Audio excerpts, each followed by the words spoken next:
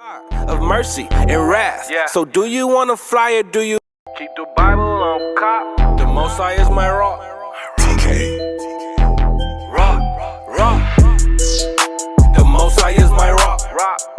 The Most High is my rock. My rock. The Most High is my rock. In the name of Messiah, the Most High is my rock. The Most High is my rock. My rock. The Most High is my rock. Yeah. The Most High is my rock. I keep my Bible on cop. The Most High is my rock. No time for cupcake and the cutting. Hit the streets and start cutting. The Israelites are bubbling. The Israelites are coming. I don't celebrate Thanksgiving. You can keep the stuffing. It's pagan, disdain, it's vain, it's nothing. The European Union about to hit the button. And I feel sorry for you if you think the Lord is bluffing. That's why I hit the booth and I tell the truth. Are you fishing with the truth? Homie, where's your fruit? If the Most High is your rock, don't treat him like a side piece. Come in this truth plan and treat you like a side piece. He's the God of mercy and wrath. So do you want to fly or do you keep the Bible on cop? The Most High is my rock. TK. Rock. The Most High is my rock. The Most High is my rock. My rock. The Most High is my rock. In the name of Messiah, the Most High is my rock. The Most High is my rock. My rock. The Most High is my rock. Yeah. The Most High is my rock. I keep my Bible on cop. The Most High is my rock. No time for cupcake and the cutting. Hit the streets and start cutting. The Israelites are bubbling. The Israelites are coming. I don't celebrate Thanksgiving. You can keep the stuffing. Shalom Israel. Shalom. Shalom. Welcome to another class here at ISBHBK Houston. We're located, of course, in Houston, Texas. The address of the school is 8524 South Peninsula Boulevard. Zip code 77071. Class days and times is Mondays and Wednesdays from 7 to 9 p.m. Fridays from 6 to 8 p.m. Saturday Shabbat morning classes from about 10 a.m. to 2 p.m. We also got the school out in Virginia, Norfolk, Virginia. Wow. The address is 2610 off airplane mode. Granby Street, No. Norfolk, Virginia No. 23517. Leave it on airplane mode. And class days and times for Virginia is Tuesdays and Thursdays and Fridays from 7 to 9 p.m. Eastern time. Saturday Shabbat morning class, when they start to do it, is from 10 a.m. to 2 p.m. And also we got the school in San Antonio, Texas as well. The address out there is 44s Walls Road, Suite 201, San Antonio, Texas. Zip code is 78218. So that's 4444 Walls Road, Suite 201. Albuquerque, we still working on the building out there. If you got any brothers in the Albuquerque, New Mexico area, that definitely hit us up, and we can get you in touch with the brothers and sisters out there as well. And we got Purim coming up on March the 6th and the 7th. So there'll be no class Friday? No. So there'll be no class Friday here on March the 6th, because we'll be celebrating the Purim, which will be March 6th and 7th. So definitely look out for that. That's about, what is that, like 2 weeks away, 2.5 weeks away. So look out for that. And got the Passover coming up on April the 12th. April the 12th is going to be hosted in San Antonio, Texas. The address out there is 27618 Natural Bridge, Caverns Road, San Antonio, Texas. Zip code 78266. And it's going to be at the La Fonta Springs Event Center. So I know they got the flyer up there, so definitely look out and stay ready for the Passover. We ask that you do RSVP. That way we know who's coming, and we can have the right amount of stuff, right amount of chairs, tables, food, all that. So, and it's in the chat. It's in the chat as well. The RSVP reservation is going to be in the chat. And the Blog Talk Radio, we got Mashaba that does the Blog Talk Radio. It's every Tuesdays and Thursdays at 9:30 a.m. It's blogtalkradio.com/Mashaba. And definitely like, share, and subscribe to that. We got Israelware. as well. Again, no garments are being done or accepted from Israel wear until after the Passover. And the school department is also selling for shirts, so if you'd like to get a shirt made, definitely look at the flyer on the screen. And if you'd like to contact any of the priests, we got Priest Batazat to my right. His number is 303-557-8979. We got Priest Kazakia out in Virginia. His number is 281-707-2737. And we ask that you do support the business. Support our business. It's sweetambiance.com. Again, the business is sweetambiance.com. We ask that you please support our business. And if you'd like to send in any donations, we got the Wells Fargo account number on the screen.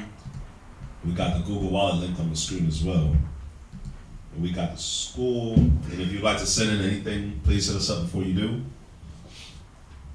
That way, we can be prepared and be looking out for it. Also, real quick, anybody that wants a garment for Passover, you got to get that money in like yesterday. They got to start making the garments, so they can't start without getting the material. So you gotta do what you gotta do, but we gotta get that money in so they can go and they can get the materials to make the garments. Got about what? A month and 2 months, a month and a half? We have a month and 2 weeks. A month and 2 weeks. So yeah, if you want a garment, we gotta get that in. We gotta get that in now. Alright? There was that. There was supposed to be a sheet. They said it was in the description for like the garment sign up, but I don't see it. I don't see it In Virginia's, or I don't see it in ours. I didn't see it in theirs either. But I gotta check on that again. I can ask Sherrod, where I know she made this. I think she made the sheet, or I don't know who made it. Yeah, if y'all could, I think Sherrod did it. If y'all could put it in there so they can sign up for whoever wants a garment, so we can get an idea. That way we can get the money. Yeah, that's it for the announcements. We got any quick questions before we go into the topic? Ricardo? Anything quick? No, nothing quick. All right, we got long ones. Long ones for later. Definitely. Okay. That's fine. Okay. See if anybody online got anything quick before we touch this topic of counsel. Yep. All right. So, Well, okay, just real quick. what's that? What you said? So, King David, Yahushua, Right? when what was his name? Nahor, like the wife, the husband of Abigail. Nabal. Nabal. When Nabal disrespected King David, King David got booted up and ready to go. Right. He was gonna get ready to go. Right. So, going into the question for him right now is, when Yahushua, when everybody was disrespecting Yahushua, when everybody was trying to catch Yahushua, Salakia, the reason he didn't get booted up is because it's for the latter times. It wasn't for that specific moment, because he is a sovereign. He was a king. He was picking his men to be with him, just like how King David had. But You saying the reason why Yahushua didn't what? the reason why he didn't execute on his wrath as righteously so Right. was because it was for the latter time. Right. Because one of basically the question that was arising that has been arising in my head since I've been listening to the Gospels, Luke and Mark. The question that would come to my head was, who is and who was Yahushua? Like who was he as a man? Who was he as a Hebrew? Who was he as the king? Who was he as the Son of God? Right. And then, yeah. Well, let's deal with the first thing that you asked. You said, why didn't Yahushua get riled up when basically they came to take him to crucify him, right? mean, I can answer that in one scripture, or we can go all night. Go to John 18:36. And you got to remember, go there.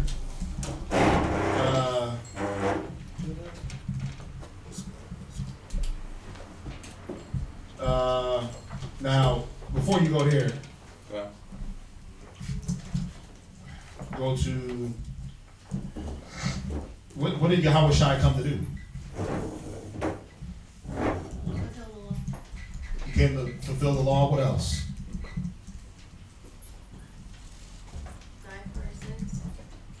Who said that? Not there. Right. He came to die for our sins. What else? He also came to show us that, like, long suffering and that it's like possible for man to do what Yahweh asked us to do. Say it again. He came to show long suffering and to show us that man, it is possible for man to like obey Yahweh's word. Right. Go to John 6:38. Go to John 6:38. This has got to be established first and foremost. Get me over where he said. John chapter 6, verse 38. For I came down from heaven Go not ahead. to do my own will. Not to what? Not to do my own will. Not to what? Yeah, not to.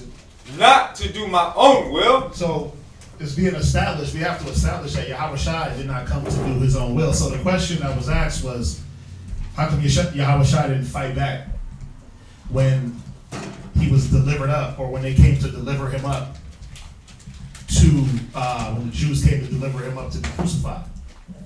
Well, he did what? For I came down from heaven not to do my own will, Right, go ahead. but the will of him that sent me. Right, so that's first and foremost. He didn't come to do his own will.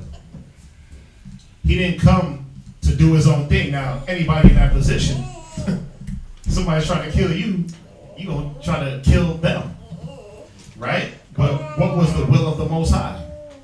Well, the will of the Most High was, Father, if this be not the cup that I drink, remove this cup from me, right? And what happened? Yahweh Shai had to drink that cup. He had to go through with the crucifixion. He had to go through with the ridicule. He had to go through with the beating, the whipping. He had to go through with that, because that was the will, first and foremost, of the Most High. Y'all get that? Now, what was the other one that I wanted? I said in John 18:36.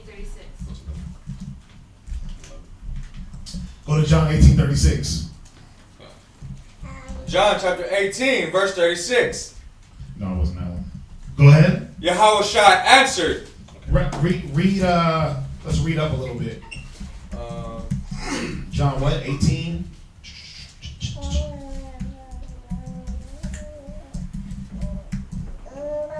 Right. Read up. Yeah. Go ahead. Read 36. John chapter 18, verse 36. Yahweh Shai answered, my kingdom is not of this world. Go ahead. If my kingdom were of this world, then would my servants fight? Then would my servants fight. But right now, it wasn't our time to fight. The time was for Yahweh Shai to lay down his life for the nation. Right? Let's find that one. It's in the same chapter. Yeah. I said the same. I said, they. Verse 15. Is it John? As Right, John 10:15. Right. So, my kingdom is not of this world, else would my servants fight. It wasn't the time to fight. The time was for Yahweh Shai to lay down his life to accomplish what the Most High wanted him to go through. Can I read this real quick? What you got? It's Ecclesiastes chapter 3, verse 1. To everything there is a season and a time to every purpose under the heaven. Mm-hmm. And that's what we got to understand. It wasn't the time. Remember when Peter cut off the centurion's ear? Yahweh Shai healed his ear, right? Because it wasn't the time to fight. Somebody, Verse 3 real quick. where you at? It says Ecclesiastes 3:3. A time to kill and a time to heal. Mm-hmm. A time to break down and a time to build up. Right? And that's just to show, like, Yahweh Shai knew that it was a time to heal. and not a time to kill. That's crazy. So basically, like, they all had the right. Basically, Peter could have been like the general on the side of Yahweh Shai.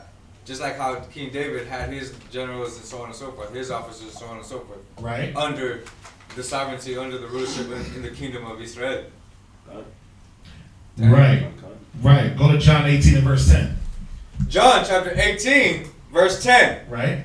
Then Simon Peter, having his sword, drew it. Right. So this is when the Son of Man was going to be offered up and delivered into the snares, into the hands of the fowlers. Go ahead.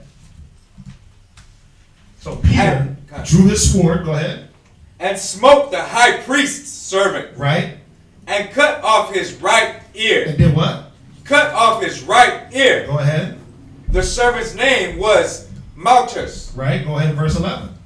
Then said Yahushua unto Peter, Right. put up thy sword into thy sheath. Read. The cup which my Father hath given me, shall I not drink it? Yeah. He said, the cup that my Father has given me, shall I not drink it? That was what the time was for him to drink that cup, which was to be sacrificed. It wasn't a time to fight. So, at David, if you want to go back to David and what happened with David and the ball, yeah, David was like, listen, I'm gonna go rid the land of this disrespectful dude, right? But even then, the Most High didn't. That wasn't the Most High's will for him to go kill the ball. That's why Abigail reminded him. Wait a minute, let's deal with the will of the Most High. Is it to avenge? Is it to revenge yourself? No. The will of the Most High is to let men fall into the will of the Most High, if that is the case. So let the Most High be on him, right? Don't avenge him, because then you're going to step out of bounds. So she was reminding David, but remember, Yahweh Shai had to remind Peter, nah, bro, it ain't time to fight. This is the time that I got to drink this cup that's put in front of me. And even when Yahweh Shai was on the cross, he asked the Most High again, if it be thy will, remove this cup. Right? But we know that's not what happened. He drank that cup. So, right here it says that the servant of the high priest. So the high priest was obviously a Levite, his servant, who should have known that Yahweh Shai was Yahweh Shai. No, it was Verse 10. No, I know what you're talking about, but the priest at that time was not. No, it was jeez, who was the priest? It's on the top of my head. Wasn't it Pilate? No, it was yeah, we'll find the priest. It wasn't. No, it wasn't a Levite. Wasn't that John the Baptist's father that was high priest? We'll get it. We'll get it. We'll get it. We'll get it. It was says Caiaphas. So basically, I'm just bringing up this question too because, like, right. Yahweh Shai could have just put everything back in order because there was no order at all whatsoever. And if he wanted to, with the power that he had, he could have done so. So that goes back to the question, like, who was he after? Like, why didn't he do it? But then following through is like, who was? What do you mean? Who was he? Who was this man? I mean, I know who this man is, but it's just his character. Like, just going over the Gospels that I've been reading on. It's just like his power, his demeanor, his character, his meekness, and so on and so forth. It's intense, and I'm like, my mind is wrapping around all of that. Right. Well, I mean, if you want to know who Yahweh Shai was according to characteristics, he was obedient, he was humble, he was meek. Right? Because yes, he had the power to. He had the power to call fire from heaven and call down legions of angels. Right? Get that one you just went to. He had the power to do these things. Right? Now, why didn't he? Because it goes back to, I came not to do my own will, but the will of him that sent me. I came not to do what I want to do, or what y'all want me to do. I came to do the will of the Father. Right? Like it says in Hebrews, for the joy he endured the cross. Right? Looking unto the joy he endured the cross. Now, why would a man endure all the things that Yahweh Shai went to if there wasn't something greater to look forward to, if there wasn't something greater that was motivating him. He was motivated by following the Most High. Yes, sir. Like we all should be. Go to that one in Luke. It's in Luke, right? Yes, sir. It's Luke 9:56. Go to Luke 9. Luke chapter 9, verse 56. Right? For the Son of Man is not Read come. up. Read up. Go to Luke so we can get a little context. Right. Luke 9 and 51. Yes, sir. yep. Luke chapter 9, verse 51. Mm-hmm. And it came to pass, when the time was come that he should be received up, he steadfastly set his face to go to Jerusalem, Right? and sent messengers before his face. And they went and entered into a village of the Samaritans to make ready for him. Mm-hmm. And they did not receive him, because his face was as though he would go to Jerusalem. Right? And when his disciples James and John saw this, they said, Master, wilt thou that we command fire to come down from heaven? Well, now that we do what? Wilt thou that we command fire to come down from heaven? Because they knew that Yahweh Shai had the power. They had the power. The apostles. They said, "Do you wit that we command fire?" They had the power to do this. This is the power that you get rolling in the Spirit, rolling with the Spirit. Right? Go ahead.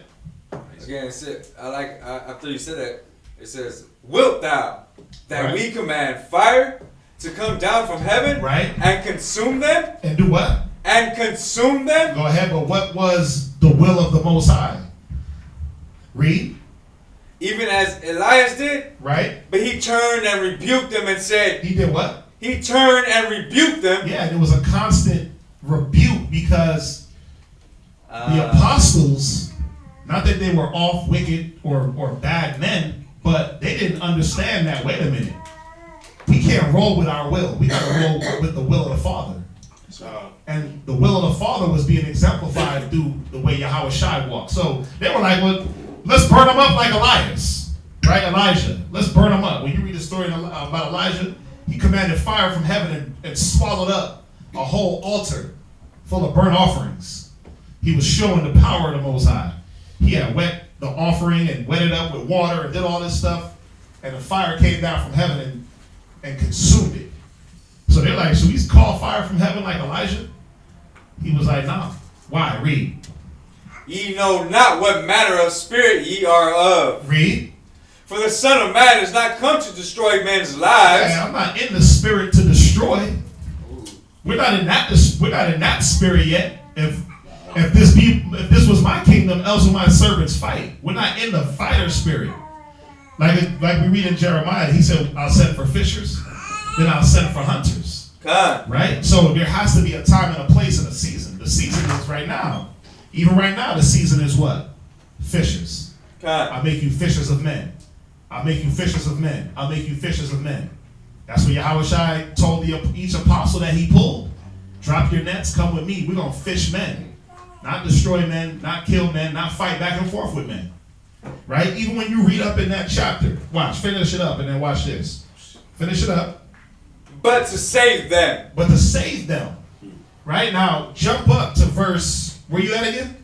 51 to 56, I just read. Yeah, in John, right? Yeah, Luke chapter 9. In Luke 9, watch this. You read up, because they ran into some other brothers that was teaching. Wait, where's it at? Right, read verse 49. Verse 49.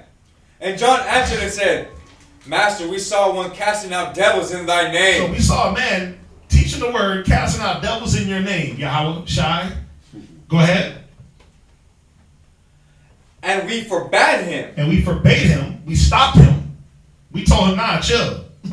What you doing over there? Read. Why? Because he followeth not with us. Because he wasn't with us. What did Yahweh Shai say? Read.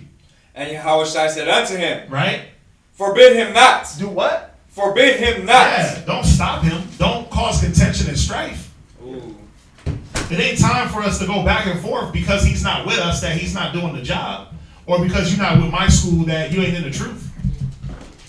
You because this is how even in this time, in this day, this ain't the time for you ain't in my school, so you ain't in the truth. If it ain't of this guy, it ain't of the Lord.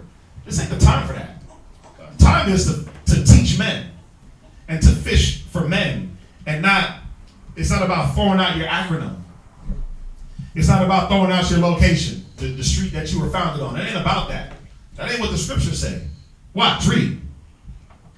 For he that is not against us is for us. Right, because if he's doing the work in Yahweh Shai's name, now Yahweh Shai could have stopped him and said what?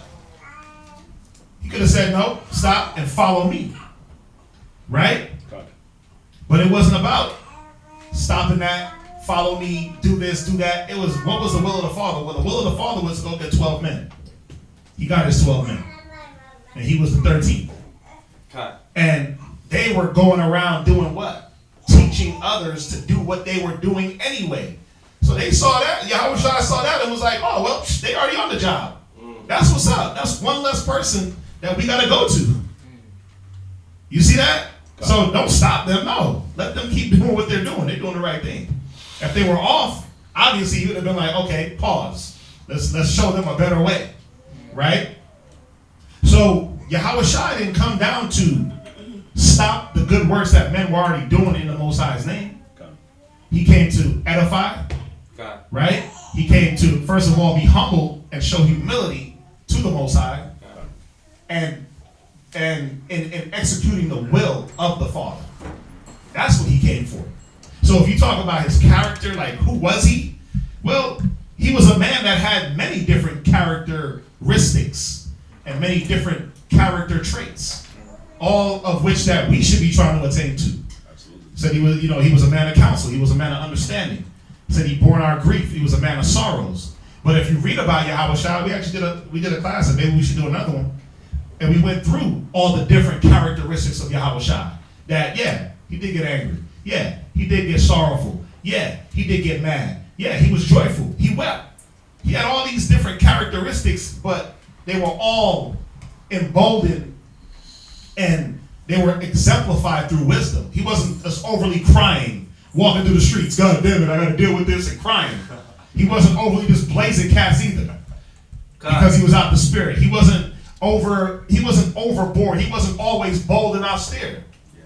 He said, listen, little children, forbade them not. Let them come with me.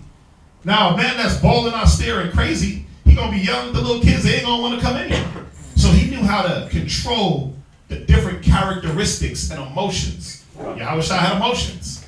So if you want to talk about what type of man he was a man of emotion. Right? Anger is an emotion. When you make a twine or make a scourge out of twine and go and you start beating animals out the temple and flipping things over, that's anger. Right? He was beating the animals out, flipping tables over. But was he always doing that? No. So he knew how to control. He was a man of control. Right? He was a man of control. He was a man of discernment. There's all these characteristics. If you want to know who Christ was, all you got to do is read the word. I mean, you've been reading the Gospels. You'll get the understanding of, man, who is this man? Like, because you say, I get what you're saying. Like, who is this man? Well, it's all here for us.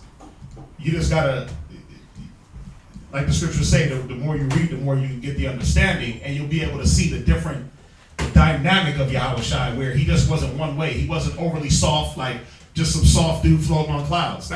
He wasn't like that. Yeah. But he wasn't overly bold. Like I said, he was a bold and austere man.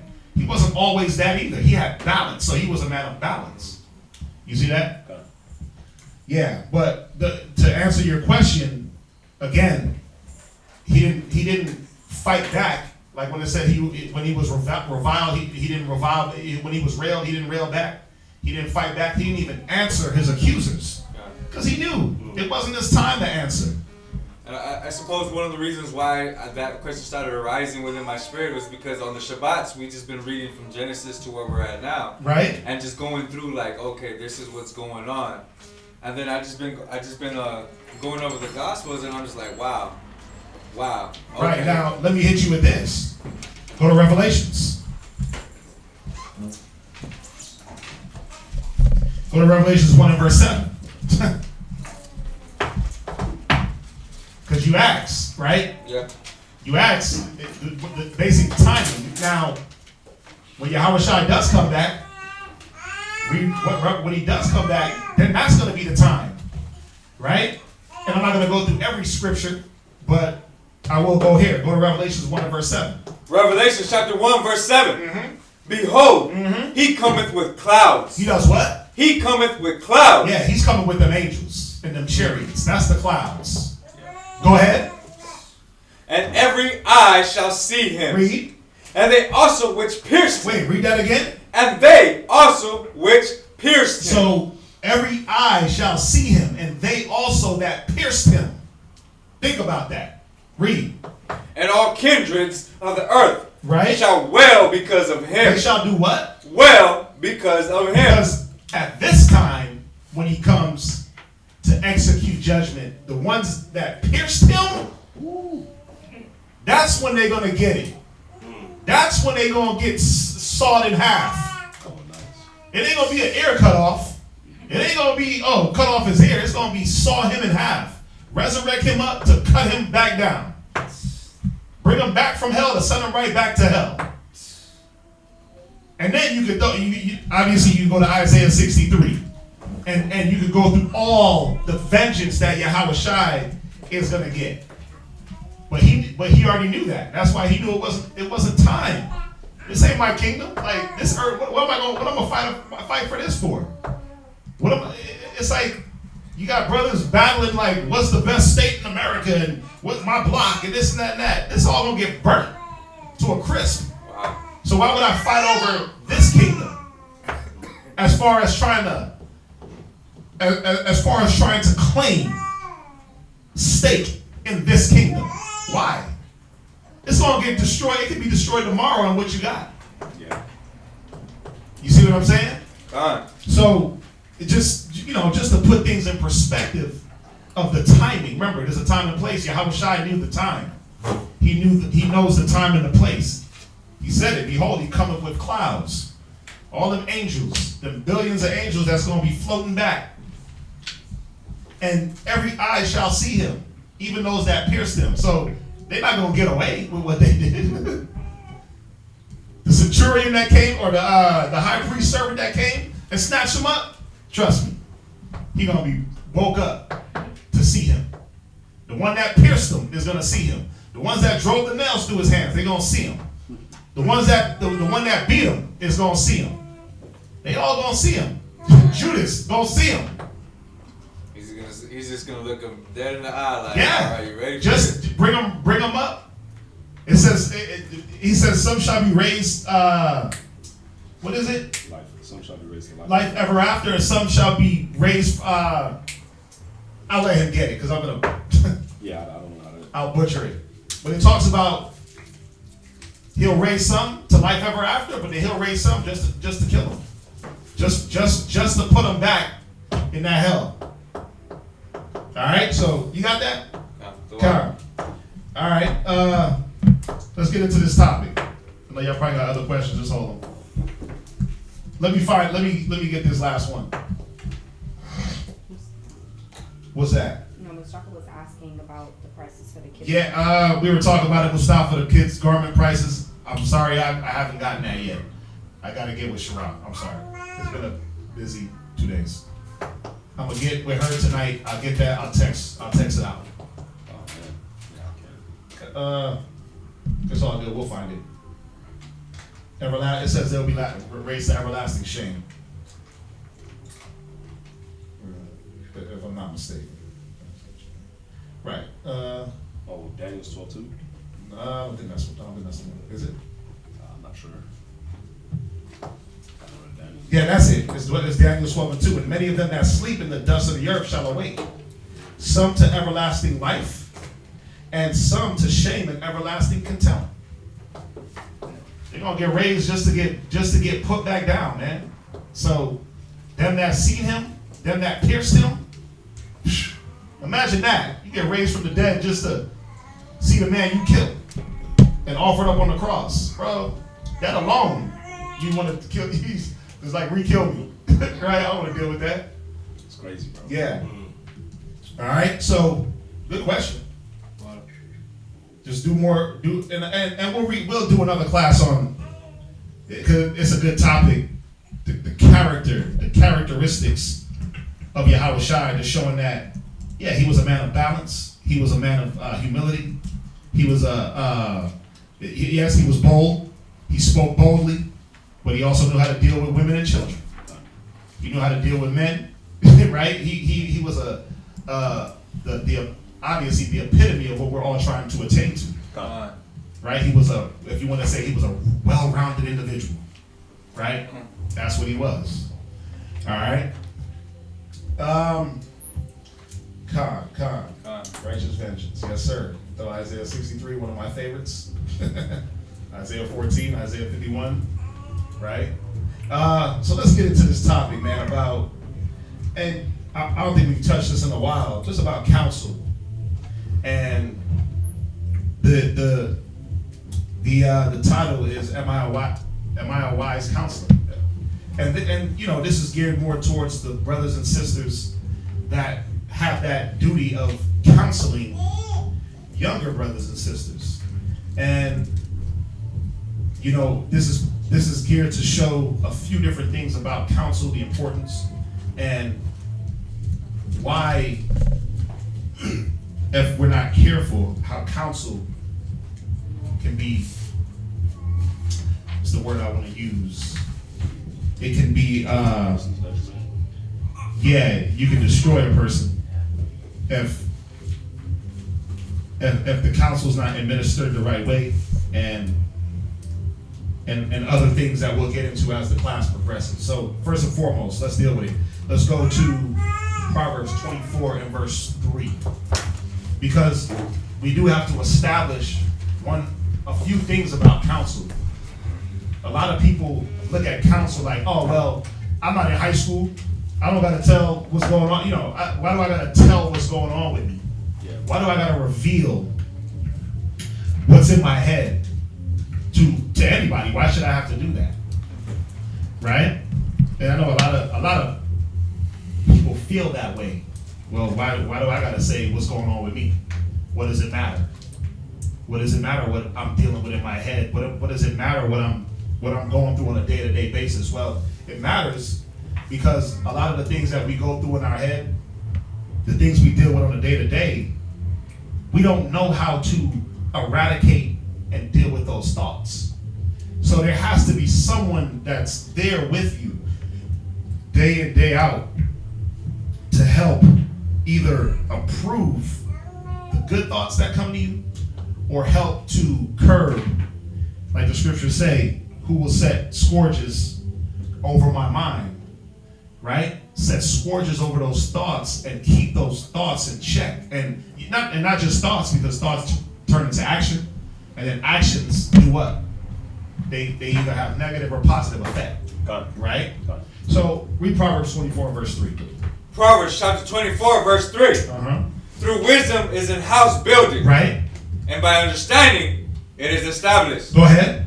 And by knowledge shall the chambers be filled with all precious and pleasant riches. Go ahead. A wise man is strong. Yeah, and I know we go here a lot, right? But we usually seldomly read all the way down. Now, it's saying that through wisdom a house is built. It's saying that a wise man is strong. Yeah, go ahead. Yeah, a man of knowledge increaseth strength. But is a man of not? How is he increasing? What is it that takes a man or a woman from babe to full-grown adult? Now, yes, plenty of class, plenty of study, plenty of reading, but there also has to be certain type of conversations that help to push growth. Certain type of, again, you get into a conversation with a person. Like, I'll use me for an example. One of the things that helped me to develop into a better teacher, to develop into a better man, one of the things that I had, that I still have, is talking to Kazaki. Is the counsel, the everyday 2, 3, 4, 7 hours of talking And it's not always like, okay, brother, the scripture say, but it's talking.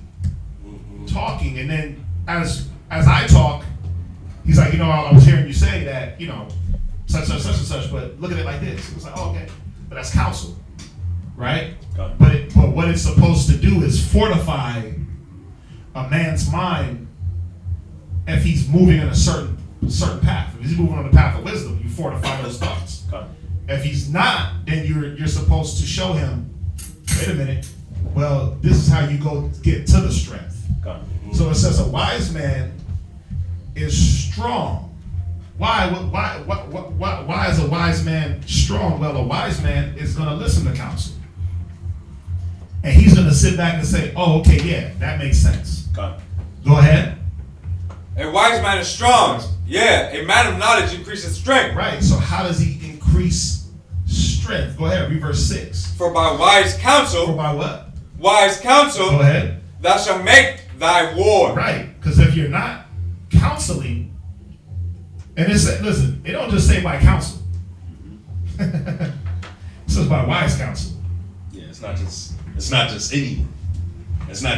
Like I'm gonna just go talk to my best friend because she's my best friend. Because she's my best friend. Or I'm gonna go get the fortune cookie answer. Right? The Jack in the Box. Well, I'm gonna ask Siri. Oh yeah, Google Cyrus, right? Yeah. Who's it? Siri. What's You got what's up, Siri? What's up with my spirit? Siri. Hey Google, how's my spirit today? Yeah. Right? What do you see? What do you see in my spirit? Google. Right? It says it says for by wise counsel. So two things have to happen here. The person that is receiving counsel has to recognize the wisdom in the person that they're getting counsel from. Right?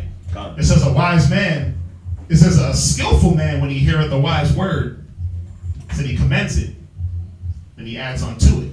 But before you even get to that part of being skillful to add on to wise words, you got to know that wise words are being spoken to you. You got to be able to take wise words and use them.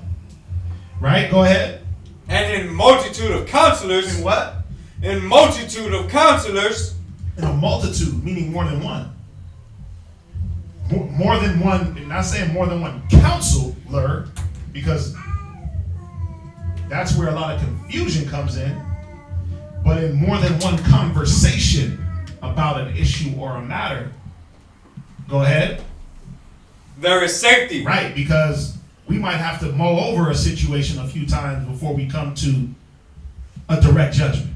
We might have to talk about, I remember before Kazaki went to Virginia, we talked about that day in, day out, day in, day out. And I was thinking about this. All right, shalom, I'll talk to you later. Heck, as soon as you hear the phone ring, like, oh, you say, and yeah, I was remembering something and I forgot to tell, and yeah, and that was like every day, constant for a year, which I don't mind. I didn't mind it. I still don't mind because it's still like that. We'll talk. We'll be on the phone, and all of a sudden, okay, I gotta go handle this. You gotta go handle this. All right, shalom. Then as soon as you get ready to put the phone down, it's ringing again, and it's like, oh, yeah, and I forgot to tell you this, and I forgot this part, and don't forget about this, and oh yeah, there was something that you had to tell me, and then now you got to hold on this 3-hour conversation, right? But what is geared to, and that only gets frustrating when you don't recognize that there's wisdom in the conversation. Y'all see that? Go to Proverbs. Go to Proverbs 11:14.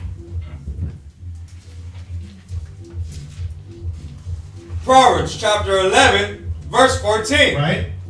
Where no counsel is, right, the people fall. And this is what we have to realize is that where there is no counsel, the people, no matter what, if it's your household, if it's your school, think about it, they do counsel at your job, team meeting, right? Group, we got a meeting, team meeting. Your boss will pull everybody in. We got a meeting. That's counsel. So even in your workforce, they understand that where there's no counsel, the people what? The people fall. Right, because really, what is counsel? Communication. It's communication, right? It's advice. Support. It's support, God. right? It's like the scriptures say, knowing the estate of your flock, knowing the estate of business, right? You have board meetings. That's counsel. What do you have? Oh, we got a board meeting. Or you got the round table. Yeah, that's counsel. Yeah. Right? Even the most barbaric groups, like when you watch like Sons of Anarchy, these niggas will shoot somebody in the face and they go counsel 5 minutes later. You gotta bang the gavel, right? And they sit around the table because even they understand that where there's no what? Read it again.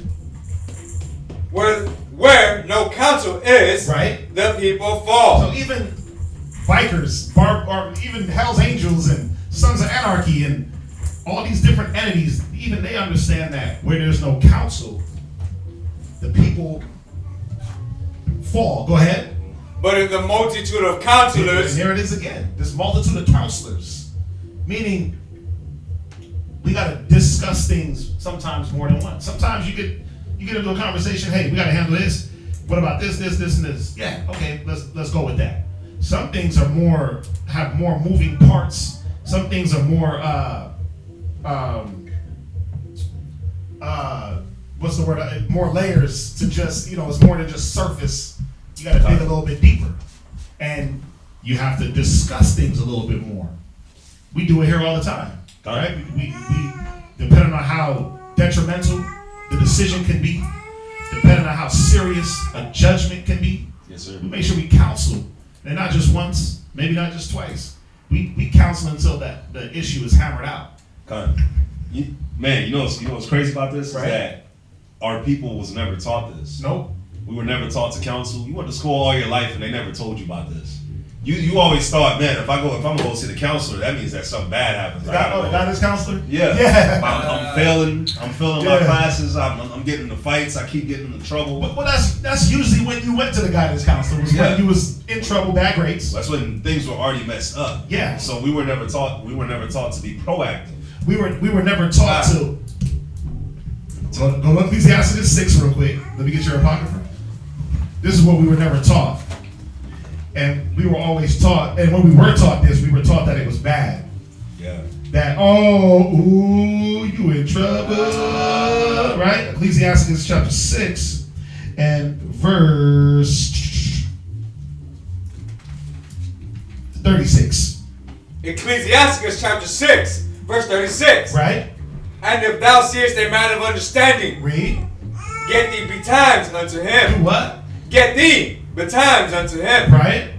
And let thy foot wear the steps of his door. Right. We were never taught to wear out proactively the footsteps of the wisdom of a wise man's door. Yeah. We were taught that if you got to go see the wisdom, if you got to go see the wise man, who was that at that time for us in school, the guidance counselor, or your great-great-grandpa, or somebody old in your family, that it was going to be a tongue lashing, you was going to get beat down with words, it wasn't going to be good for you, right? We were always taught the negative, that if you had to go sit with grandpappy, Yeah. he was going to talk you to death about things that you just didn't want to hear. It's crazy because really, I didn't grow up with that. Right. Now you got Right. comic books like Spider-Man that had like Uncle Ben, and they're always giving him the good knowledge. Or I even had this one. Right. I think it was Freestyle One was telling me like one day that these Edomites, they're sitting at tables with like 3 generations of elders. You know what I mean? And they're just like passing down these nuggets of information, but we never really had that. You know what I mean? Yeah. Why you think a Jay-Z will sit with a Warren Buffett? Why you think he'll sit with a Bill Gates? He's trying to get counsel on how to get his hedge funds and how to, when he buys a building, how to invest and how to do this and how to do these things that he sees these men of wisdom in that arena operate. I'm not saying that they're men of wisdom in the scriptures, but Warren Buffett, if you want to know how to invest in properties and make dough, that's your guy. Bill Gates, if you want to know how to build computers and do all that, that's your guy. Steve Jobs, when he was alive, that was your man, right? So you see it now where it was always a negative coming up. I think somebody's in there. But now as you see society is shifting, you got men like Jay-Z, you got men like these different rappers talk about, yeah, I was having lunch with Warren Buffett and kicking it with Bill Gates. Because now that's the cool thing. Because they want to soak up their knowledge. Because they understand that where there's no counsel, if I don't get counsel on how to invest in this property over here, guess what I'm gonna do? I'm gonna mess up my investment. I'm gonna mess up what I'm trying to put in. Now that's how we should be as young brothers and sisters in the knowledge coming up. That's how we should be. We should be saying, man, you know, they went over the class yesterday. Y'all gotta make sure y'all watch these classes in VA because they're on point. Oh yeah. And they were going about what motivates you. Basically, is it the carnal? Is it the money, the hoes, the cars, the clothes, or is it the spirit? And you know, if you're trying to invest into the spirit, then you got to deal with spiritual things like counsel, right? Why? Go from there. Did you finish that? Okay. Go to Proverbs 15:22. I'm hitting you with all these basic beginner counsel scriptures that y'all probably all heard because it's important to establish that counsel is super important. If not, it's the most important thing because it goes hand in hand with communication. Yeah. And let me just say this, I'll let you come in. It's the foundational thing to build anything. Communication is hand in hand with counsel, right? And we're gonna go a little bit deeper, but go ahead. You know, like you were saying, it's the foundational thing before you build anything, right? Mm-hmm. And think about it. If you was gonna buy some land and build a house, before you get that architectural blueprint, before you get that, you will want to counsel about the land. You will drive. It's like before you buy a house. Before you buy this house, you're like, let me drive through this neighborhood. Let me see how this neighborhood looks. Right. Maybe at nighttime, let me see how it looks. And then after that, then you start to make the decisions. That's you making a counsel in your mind before you make the move to buy this house. The same thing with a car. You look at the car, you're looking for stuff.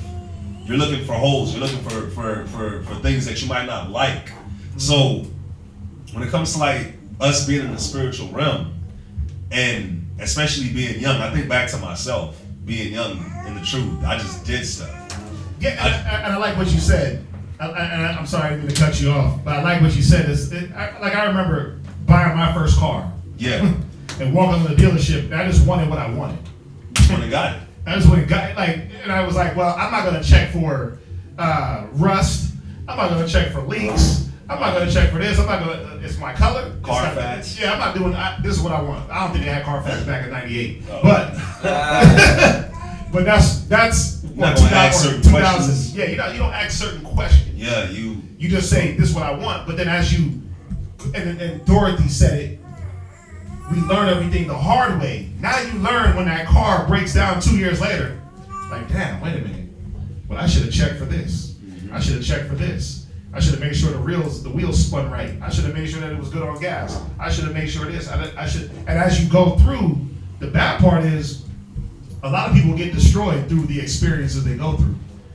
And we shouldn't have to go through the negative to learn. We should be able to have people that we go through to say, hey, I'm about to buy a car. What do you think? Listen, man, I actually made that mistake. I saved up throughout high school, went and bought a Dodge Intrepid. I saved up and bought a Dodge Intrepid. I would tell you never buy one of those. Yeah, but see, if I would have counseled with anybody that knew anything about it, it, like, they would have been like, don't buy a Dodge don't buy the Intrepid. big old bullet. But guess why I bought? Guess why I bought that car? Because it looked good. It looked good. It was long, and And I it was could fit big. people in it. It was the big body. It was spacious. That boy was big. And I was like, man, I'm And gonna get this. as soon as you put people in it, that thing break down. The first time I drove on 59, that sucker overheated. Yeah, it's a And Dodge. it didn't just Intrepid. overheat. I didn't know nothing about a car overheating. Right. So I blew the head gasket. Ooh. This was like 3 weeks into having it. So All that money gone. all that money was gone. So I say that just to say, especially being in the truth, man, you could put in so much work into somebody or into yourself, and one move by not counseling, and it sets you back. Because when I lost that car, man, I was on the bus for 3 years. 3 years until I was able to get another car. So you was able to save that money up, right? Yeah, so it's like you can put in all this work in the spirit, Yeah. and you make one move without counsel, one move without communicating, and then next thing you know, you You screwed for years. Oh, watch. Or you. This is the perfect scripture. And let me say this. CJ Best. Yeah, you do hear cumbia in the background. We got they do like dancing exercise. Zumba. They do Zumba right behind us. So Salakia, we were here first. They moved in and they do it at the same time as we do class. It's unavoidable. So the little bit of music you hear, Salakia for that. Yeah, it's cumbia, bachata, and salsa. Kind of. Okay, go to Proverbs. Brother's like, man, what's that music in the back? Y'all dancing? Go to Proverbs 15:22. Right on the point of what we're talking about making moves and doing different things in the spirit and in the flesh. I've learned something valuable that when you get counsel, all you're doing is taking experience. Again, it's very important to know whose experience am I going to take, because everyone has experience, and that's the one thing you can't take from anyone is their experiences. But are their experiences righteous?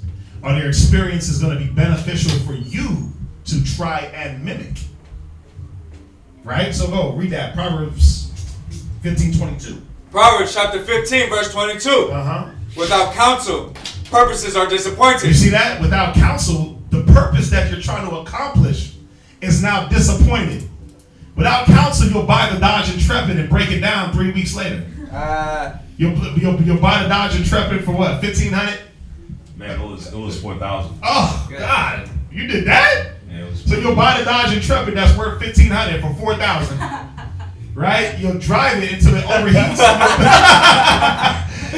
You'll blow the head gasket, destroy the engine, and then now you're out $4,000. But you know what's worse? When you could have went on Kelly Blue Book and they would have said, "Nah, don't buy that." Well, there's that. But what's worse is when you do get the counseling, you do it. You do it anyway. You do it anyways. Yeah. Because while the car was overheating, the thing. Yeah, the thermostat. It says don't open it when it's hot. Oh, I definitely opened it. Bro, I never dealt with any of that before. My friend was right there like, bro, I don't think you should open that. And that thing exploded. It sprayed all over. And it's hot lava, bro. It was the most high why I didn't get burnt up. My face, my arm. Yeah, that spews out that pressure. But that's what I'm saying. And Dorothy said it. Even in the littlest things, we haven't been instructed the right way. And now that we're coming into the spirit, now that brothers and sisters is growing up, you got to see, how do I push myself? And I think the brother asked it, or I think he said it. He said, he increased your mind to see things different that you never thought, so you level up. Yeah. And that's what it's about. It's about going from one level to the next. When you have these different conversations or counsel, you're supposed to afford yourself the opportunity to see things not the way you normally would see them. You're supposed to afford yourself the opportunity for someone to show you, because we all lack in balance. We're too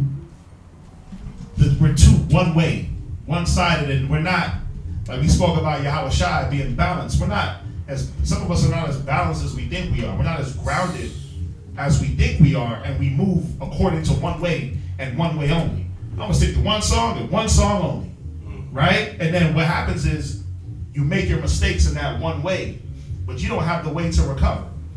So then now you gotta get counsel on how to recover, and then you get that. And it's like, well, I don't want to do it like that. Oh, well, then keep following away in the path that you're going, right? But if I'm trying to do any type of, like the scriptures say, if I'm trying to do any type of purpose and not be disappointed, then I'm going to get counsel, right? Read on. But in the multitude of counselors, right, they are established. See, this is how you establish your purpose. This is how you establish a purpose. This is how you establish. It's like brothers will be like, man, how do I get a Hebrew name? And it's like, well, we usually give brothers Hebrew names through counsel, right? We don't just come up with a name like, oh, Quazazah. A lot of times, but I'm not even angry. I'm not even angry, yeah. I am sometimes, but a lot of the times, most of the times, Kazaka hit me up. And he's like, what you think about this name for this brother? I hit him up. What you think about this brother wants a name? What you think about this name? We counsel on even giving brothers their Hebrew name because you don't want to mess that up. Like again, you give a brother the wrong name and it don't fit his spirit, it throws everything off. Yeah. So we even counsel about like brothers, but then that's why brothers come up with these weird Hebrew names and it's spelled wrong, right? It got an asterisk in it. It got a apostrophe. And all apostrophes in Hebrew. Y'all looking at me like, there ain't no apostrophes in Hebrew, man. Right? Ain't no apostrophes. There's connectors that connect things on the bottom, but ain't no hyphen, right? In Hebrew, there's none of that. And or if you're speaking ancient, ain't no O's, ain't no U's. Right? There's no vowels. There's none of that. But then you'll pick a name, and you think it's one thing. And it's something totally different, and I'm using that because that's something small, and you would think like, oh, it's just a Hebrew name. Yeah. But even that, if you're trying to establish a purpose in someone's life, and you're giving them a Hebrew name, according to what? Their spirit. You want to establish that purpose the right way, right? Go to Ecclesiastes 37:16.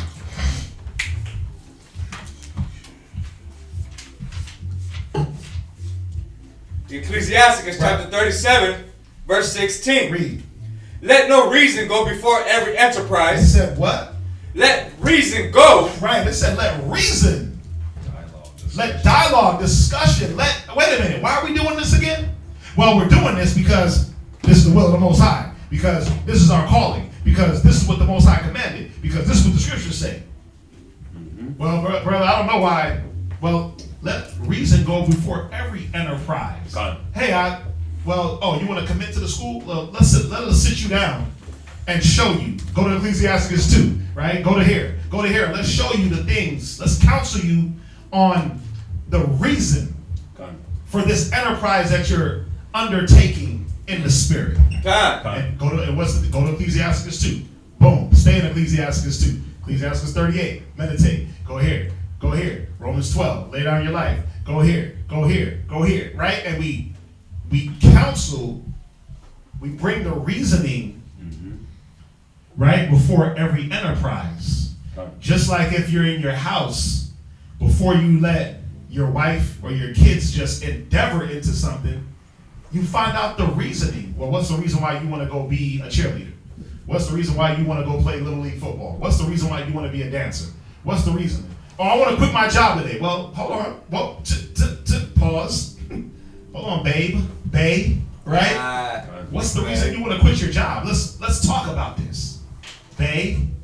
And you before you endeavor to just put your 2 weeks in or just do a no call, no show, someone's supposed to sit you down and say, wait a minute, let's go through it.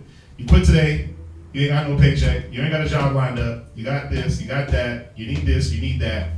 What is going to be the long-term repercussions of this abrupt move? Have we thought it out? Have we talked about it?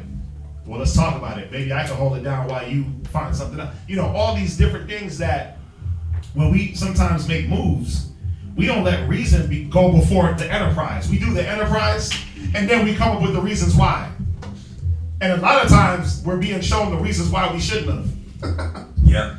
A lot of times, you're being shown the reason why you shouldn't have made that move.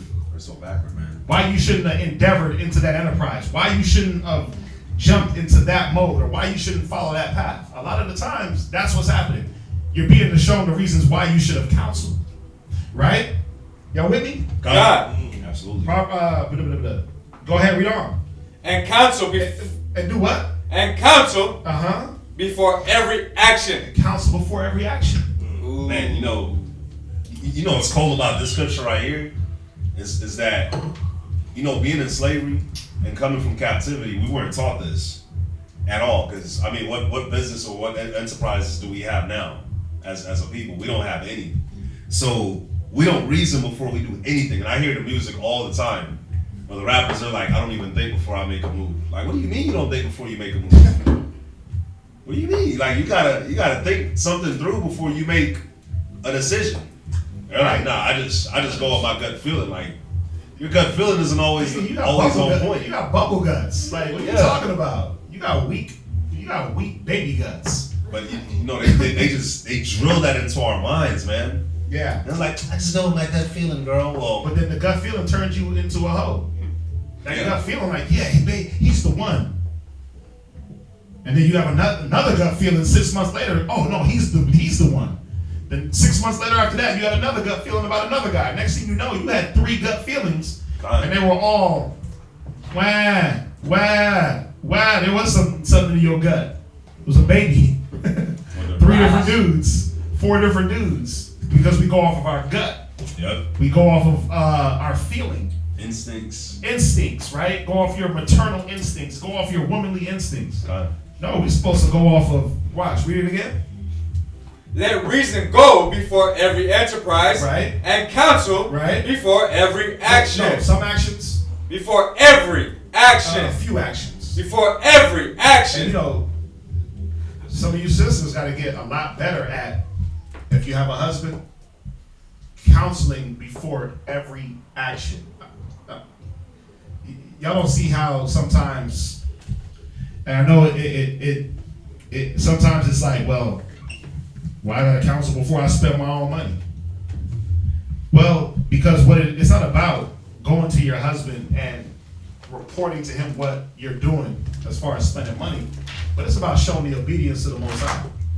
It's about showing the Most High that I'm gonna follow what the Word says. Yeah, that's your bank account, but it's his bank account. It's y'all's bank account. The things you do in the carnal, remember, it's how you operate in the spirit. So if you're just making moves on your own, and then all of a sudden the bank account is negative, because he goes in there to swipe the card and everything's gone, then what's going to happen? You're going to set your household back. We read it earlier. It says wisdom built a house, right? But it was talking about how it was done. It was established through counsel. Go to Ecclesiastes, Proverbs chapter 1 and verse 5. Proverbs 1 and verse 5. Proverbs chapter 1 verse 5. A wise man will hear, Right? and will increase learning. He will do what? Increase learning. And how does he do it? Go ahead. And a man of understanding, Right? Shall Well, he first attain- has to understand what he's being told. Go ahead. shall attain unto wise counsel. Yeah, man of understanding is going to listen to the wise counsel, because you got a lot of counsels out there. You got the red table with Jada Pickett and her mama and her daughter. So you got 3 generations of fools teaching our women and giving them counsel every hour through Facebook. You got, what's the other one? It all started with The View, right? Four disgruntled women of different nations sitting around counseling women on issues that they should never ever open their mouth about. You got divorced 15 times, Whoopi. How can you speak on anybody's relationship? Right? But Whoopi Goldberg, she's been married a few times. I don't remember the other chick. Rosie O'Donnell. First of all, you're a lesbian. You can't counsel on relationships. You don't know how to do one right. Right? You don't know how to have a relationship the right way, because you're a woman that sleeps with women. Right? And then what they do is they interject disgruntled black men with this Christian mentality onto the panel, and they give you gotta bow down to your woman, you gotta lick her toenails, you gotta you're not a good man if you don't rub her feet every other night. They give you this false perception of what a man should be. Right? So we gotta see that our counselors, the people that instruct us, if it's not coming from the wisdom, it's off. But you have to recognize that. Go from there. Did you finish that? Go from there. So a wise man will hear and will increase learning. A man of understanding shall attain the wise counsels. So who is he going to counsel with? Go to Job. Go to Job 12 and 12. Now I want you to understand what this is saying, because it's going to talk about a lot of gray hairs. It's going to talk about a lot of age, right? But that's not always a physical thing. Because a man got a head full of gray hairs, I seen a 15-year-old with a head full of gray hairs. He ain't got no damn wisdom. Just because his hair is gray, he got a condition, right? But it's going to talk about that. Watch, read. Job chapter 12 verse 12. Right? With the ancient is wisdom. Right? and in length of days understanding. Go ahead. With him is wisdom and strength. Right. He hath counsel. He hath what? He hath counsel. So with the ancient, he has the ability to counsel. With the elder, they have the ability to, or they should have the ability to administer the right medicine that's needed, because every counsel can't go the same. Right? It all can't be a play session. It all can't be a coddle session. There has to some cats gotta get blazed, some gotta be coddled, some right in between. It's about condescending to every man's estate, but also understanding, okay, what situation are we in? How detrimental? How serious? How not serious? What is it that they're asking? Right? But the ancient, it says, with the ancient is wisdom. Why? Why is an ancient man supposed to have wisdom? A man of age. Well, why? More experience. He's been around longer. More. He's seen more. More experience. Yes, he's seen more. Right? He's seen more, and he's supposed to be able to say, well, what I see and the wisdom that I have, if I mirror those things, then I know how to operate the right way. And then now I know how to give it. Give the wisdom, give the counsel, give the understanding. I know how to deliver.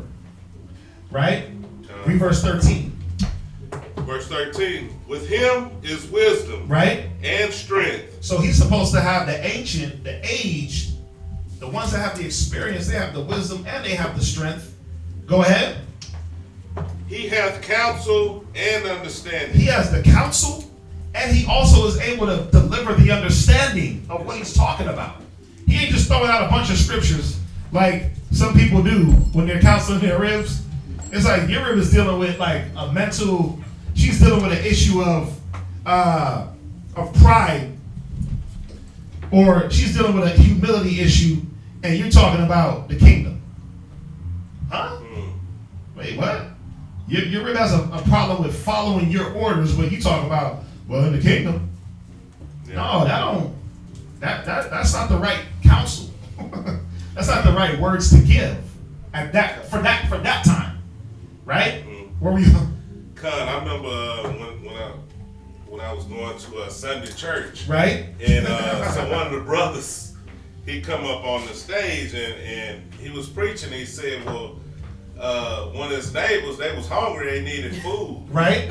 So they were hungry. So his counsel to them was like, seek ye first the kingdom of God. Right. And I was like, well, they hungry though. You gonna give them some food? Right. Because the scriptures say, what profit is a good words when a man is hungry and destitute of food? Yeah. You're supposed to give him that food, not be warmed and filled with my words. The scriptures talk about that in James. He said, be ye warmed and filled. It don't work like that. But that's what I'm saying, where you got a man that's dying of hunger, but you talking about seek ye first the kingdom? Yeah. Okay, how about you feed him and then you show him how to feed himself by seeking first the kingdom? But that's my point, where the counsel has to be on point when we do deal with individuals, when we are administering. And I'm gonna say this: we all have a level of counsel that we administer, and there's different levels for different settings. Right? Because let's say you got a new brother that just came into the camp, 6 months, 8 months. He's filled with the Spirit. He's ready to blaze. He's ready to let the word out. He might have family members that they can, depending on his level of skill, they may be able to go to him and say, hey, I know you read the Bible. What does the Bible say about this? And depending on that man's skill level for that setting or for that person, he may be able to take them through Color of Christ and show them, Christ is black. They might be able to teach certain things, not all, right? But then when you get into another level, he might have, or he's gonna have brothers above him that can say, oh, well, yeah, that was good, but then look, remember this scripture? Boom. And give him this, boom.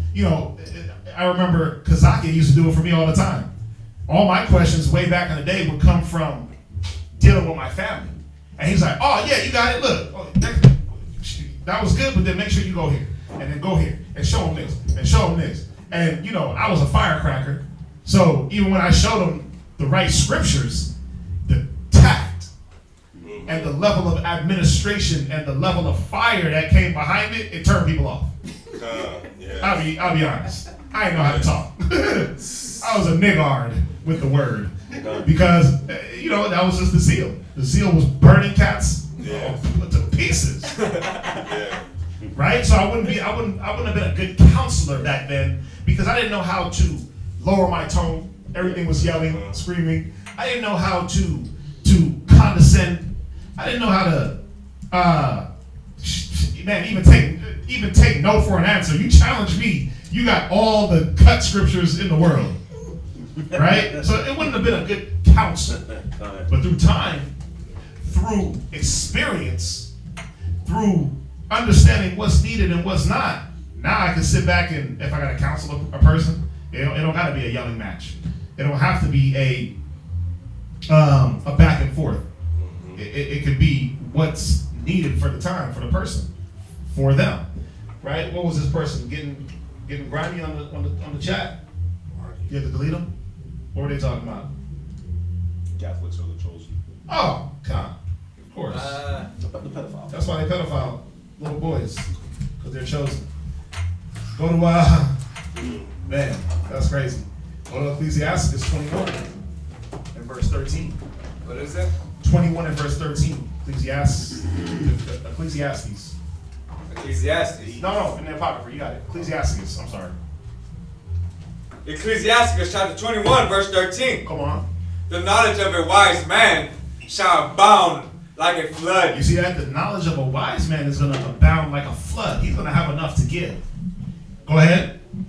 And his counsel. And his what? His counsel Read. is like a pure fountain of life. No, it's like Galveston Bay water.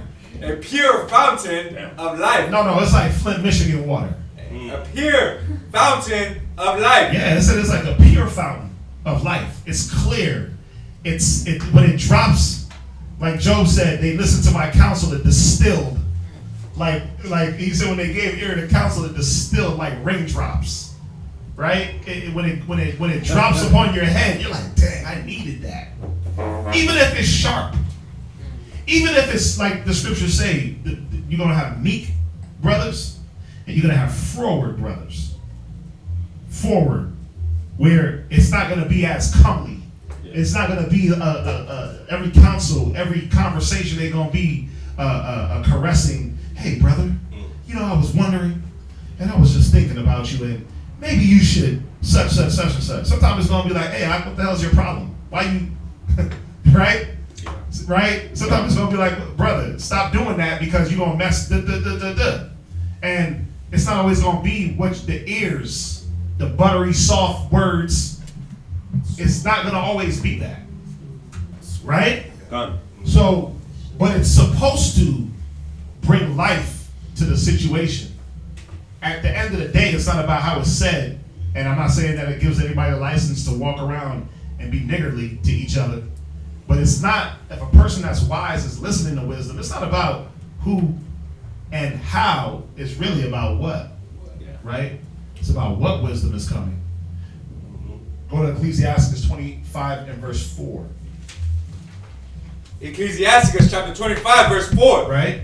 Oh, how comely a thing is judgment for gray hairs. How what? How comely a thing is judgment for gray hairs. Yeah, you see that? Go ahead. And for ancient men to know counsel. Right now, let's deal with it. Is it really about gray hair? Is it really about being old? No. I got a couple of grays. I don't think I'm old. I feel like I got a little bit of wisdom. Not to toot my own horn or anything like that. I feel like I can give some decent counsel. I feel like that, and I've been entrusted to do such. And a lot of sisters have been entrusted. A lot of brothers have been entrusted to do such. Yes, sir. But you have to make sure, in this class is a reminder that we have to make sure that when you are administering that fountain of life, that you're not letting that same fountain, that same water that you're giving, be the same thing that's choking a person out. I'm going to show you how. Because if we're not careful, Right? So read verse 5 again. Verse 4 or 5? Read verse 5. Verse 5. Oh, how comely is the wisdom of old men, Right? and understanding and counsel to men of honor. Come on. Much experience in this is the crown of old See, men, it's about the experience. Old men, old women. It's about your experiences. Go ahead. and the fear of the Most High Right? is their glory. Right. And the fear of the Most High is in their glory. Man, I went through this experience, but the Most High took me out. Barakatah Yahweh. Or I seen a man go through this, and the fear of the Most High stopped me from going through this. So now I'm trying to show you how to not go through this. Yep. Right? Because the fear of the Most High is about not jumping into evil and saying, well, the only way to know evil is to be in it. You got men that think like that. Like, the only way to know good is to know bad. No. I always say it. I don't have to do crack to know what crack does. I just look at the crackhead, right? I look at the bleeding lips. I look at the emaciated frame, right? Ribs touching. I look at the mind state. I take a quick inhale. Oh, whoa, smells like crack, right? Their living state. Everything. You look at their whole situation and you say, whoa, I don't have to do that to experience it. I'll let you experience it. Done. Right? From there, go to Ecclesiastes 44, verse 3. Yes, sir. And yeah, you're right. Sometimes it is necessary. There has to be, you can't always come with the sledgehammer. Ecclesiastes chapter 44. You can't always come with the surgical knife either. Some things do gotta get exploded. Right? You can't always come with the small cuts. Sometimes you gotta come with the Excalibur, the crouching tiger, hidden dragon sword, the sword of destiny. Sometimes you have to. It's all about the situation. But you have to know when. As a wise counselor, you have to know is what I'm gonna say and how I say it gonna actually be life to this person, or is it gonna destroy them? That's very important. That's very important. And that's something that I'm always reminded of is you gotta remember how you say things. You gotta remember what you put out there. You gotta remember how things are said, how you look saying it. Because people will take things and run the wrong way with certain things, right? Go ahead, where you at? Ecclesiastes chapter 44, verse 3. Right? Such as did bear rule in their kingdoms, Right? men renowned for their power, Come on. giving counsel by their Wait, understanding. they get counsel by what? Their See, understanding. now this is where the counsel is supposed to come from their understanding of the wisdom. Done. Not from what they understood in the world, or not from the bad experience that they still don't know why they went through. It said counsel from understanding, read And declaring prophecies. verse 4. Leaders of the people by their counsels. Come on. And by the knowledge of learning, meet for the people. It's what for the people? Meet for the people. Right. Meat for the people. It's going to help the people grow. Go ahead. Wise and eloquent in Right? their instructions. They were what? Wise and eloquent in their instructions. Right. They were wise and they were eloquent in their instruction. Now, some of us, man, when we deliver the good word, it doesn't come out with eloquence. It comes out sometimes real jagged. It comes out rough. Yeah. And not everybody, there's some people that gotta learn a rough way. Back in the day, man, listen. Back in the day, it was push-up central. I didn't have to learn that way. I was like, oh, y'all doing push-ups? Well, guess what? I'm gonna just do what the hell I'm told. Right? But some cats have to learn through push-ups, through the physical, through the carnal. You have to learn and get them shoulders real buff. Now your shoulders are this wide. One shoulder looks like a big cow shoulder because you pushing pavement. And me, I'm just over here scrawny, right? No chest, cats be clowning, you ain't got no chest. Yeah, because I ain't do all them damn push-ups. I like to listen. Right? I like to listen and do it and just do what you know you gotta do. Right? Yes, sir. But the eloquence, the eloquence has to be there. Even if you're gonna be sharp, even if you're gonna be direct, there's still a way to say things to a person where they get the point. The counsel is not now null and void because they took how you said the wrong way. Because a lot of people do that too. Like, well, he yelled at me, but yeah, he was telling you don't get hit by a car. He yelled at you over the traffic. Hey, watch out for the car. Yeah. But why you yelling at me? Right? Because people get upset. You yelled at me, or you talk rough to me. Right? Did y'all turn the heat on? Whoa. Calm. Read on. They're trying to give me a heat rash. They're trying to give me a fever up in here. Read. Verse 5. I'm good. It's all good. Go ahead. Such as found out musical tunes and recited verses in Right. writing. No, that's it on that. Okay. Right? Go to 1 Kings real quick. 12. Just showing, man. Where does the wise counsel come from? The top of the class, am I a wise counselor? Well, it's supposed to come from a certain type of individual with a certain type of characteristic and delivery. Chapter 12. 1 Kings 12 and 1.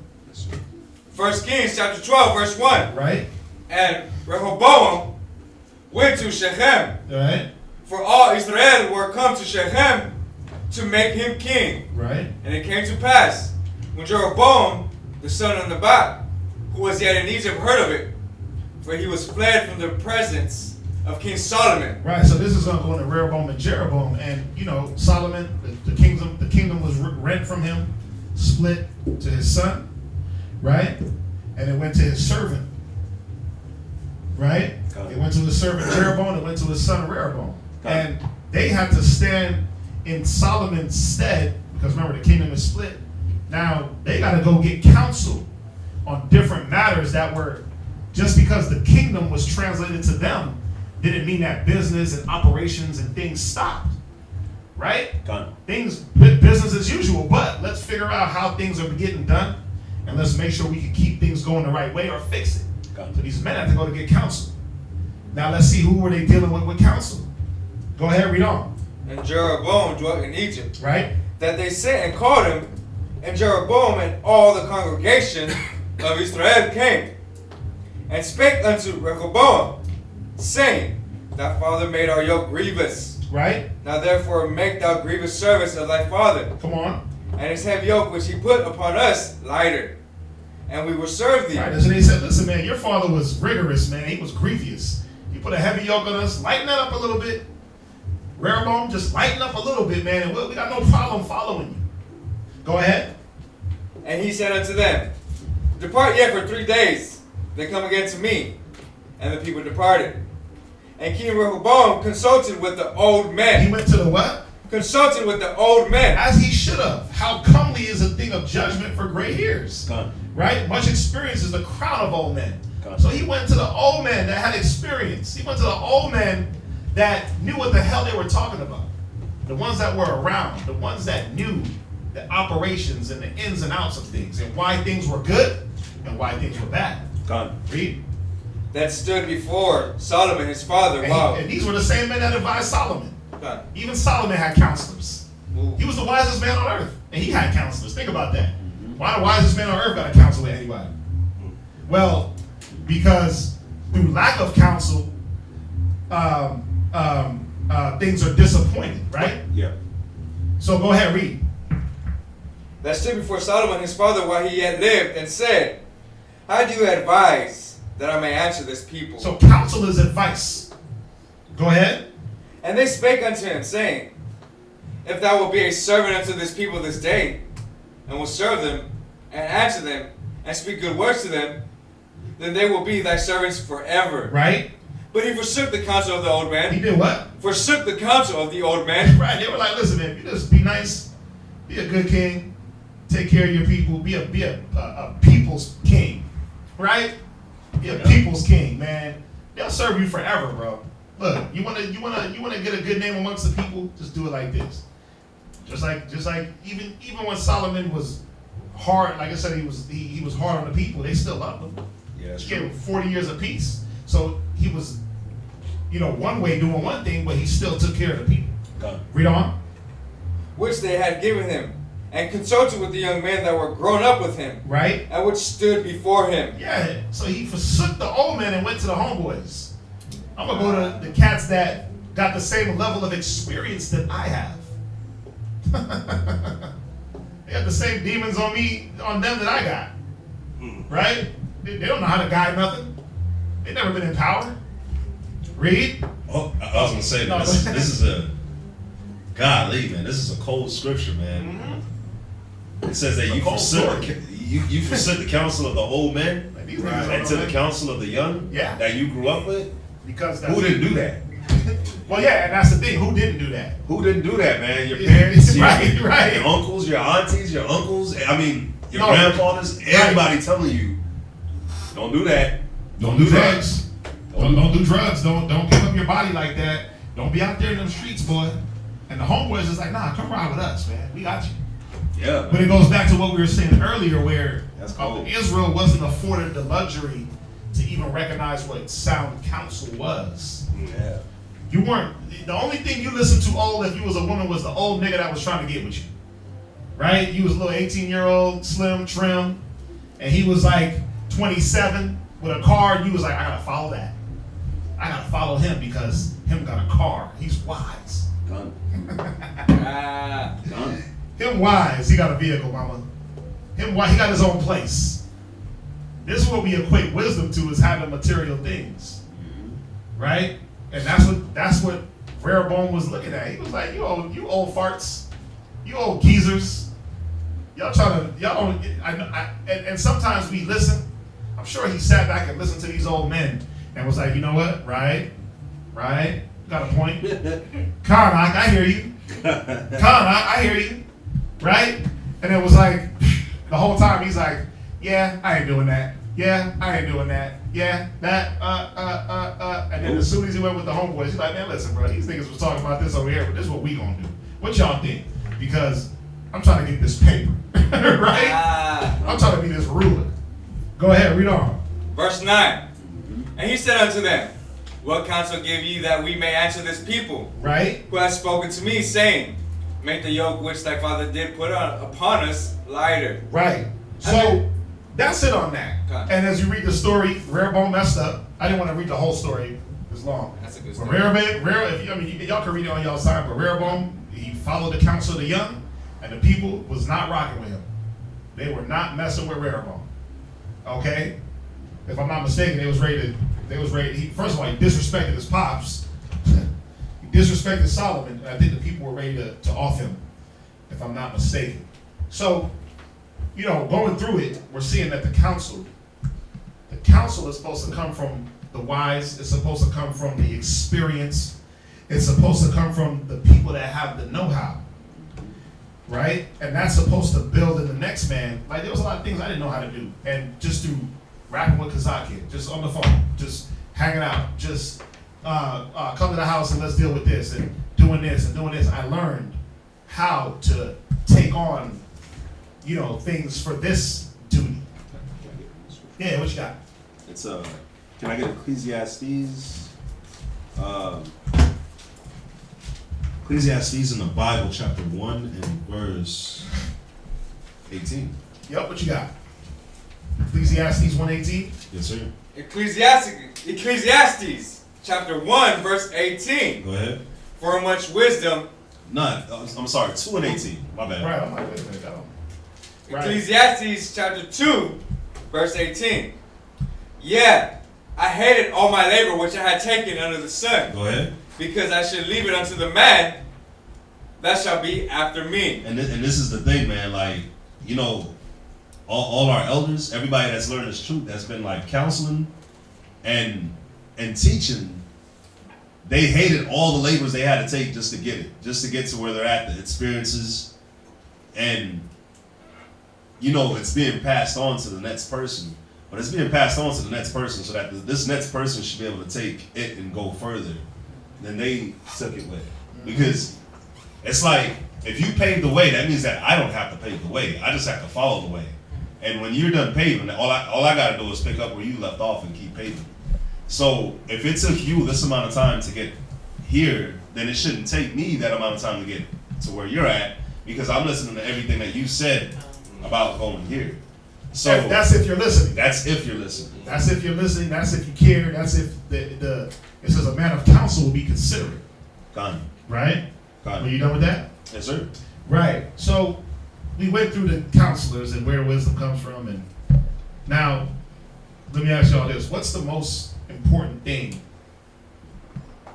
The dynamic between a person that's being counseled and the person that's given the counsel. What's the most important thing that has to be between those two people? There's something that has to be in between. What you got, Papa Dai? Trust. What were you gonna say? Humility. Well, definitely humility. But you know why trust is so important?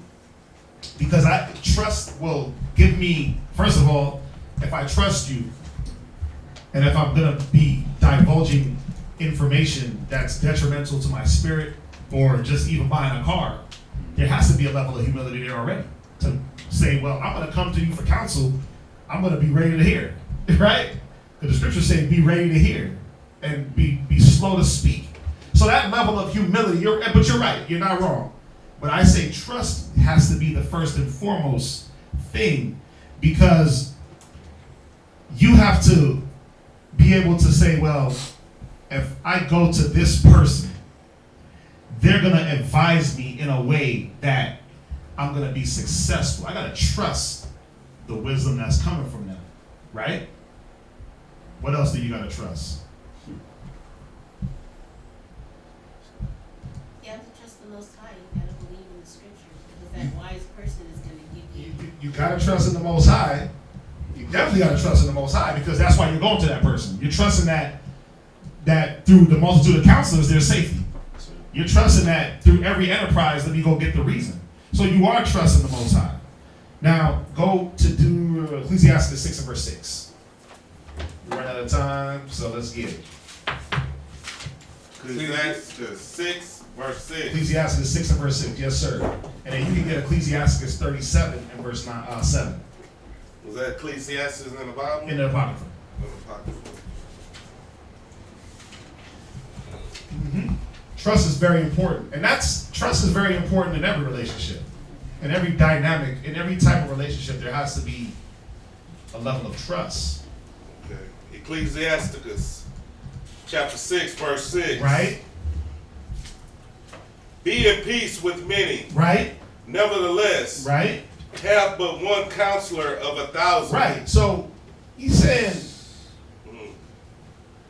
be at peace with all men, but if you're going to counsel, pick one. Pick one man. You know why? Because you have 5, 6 different advisors. What's going to happen?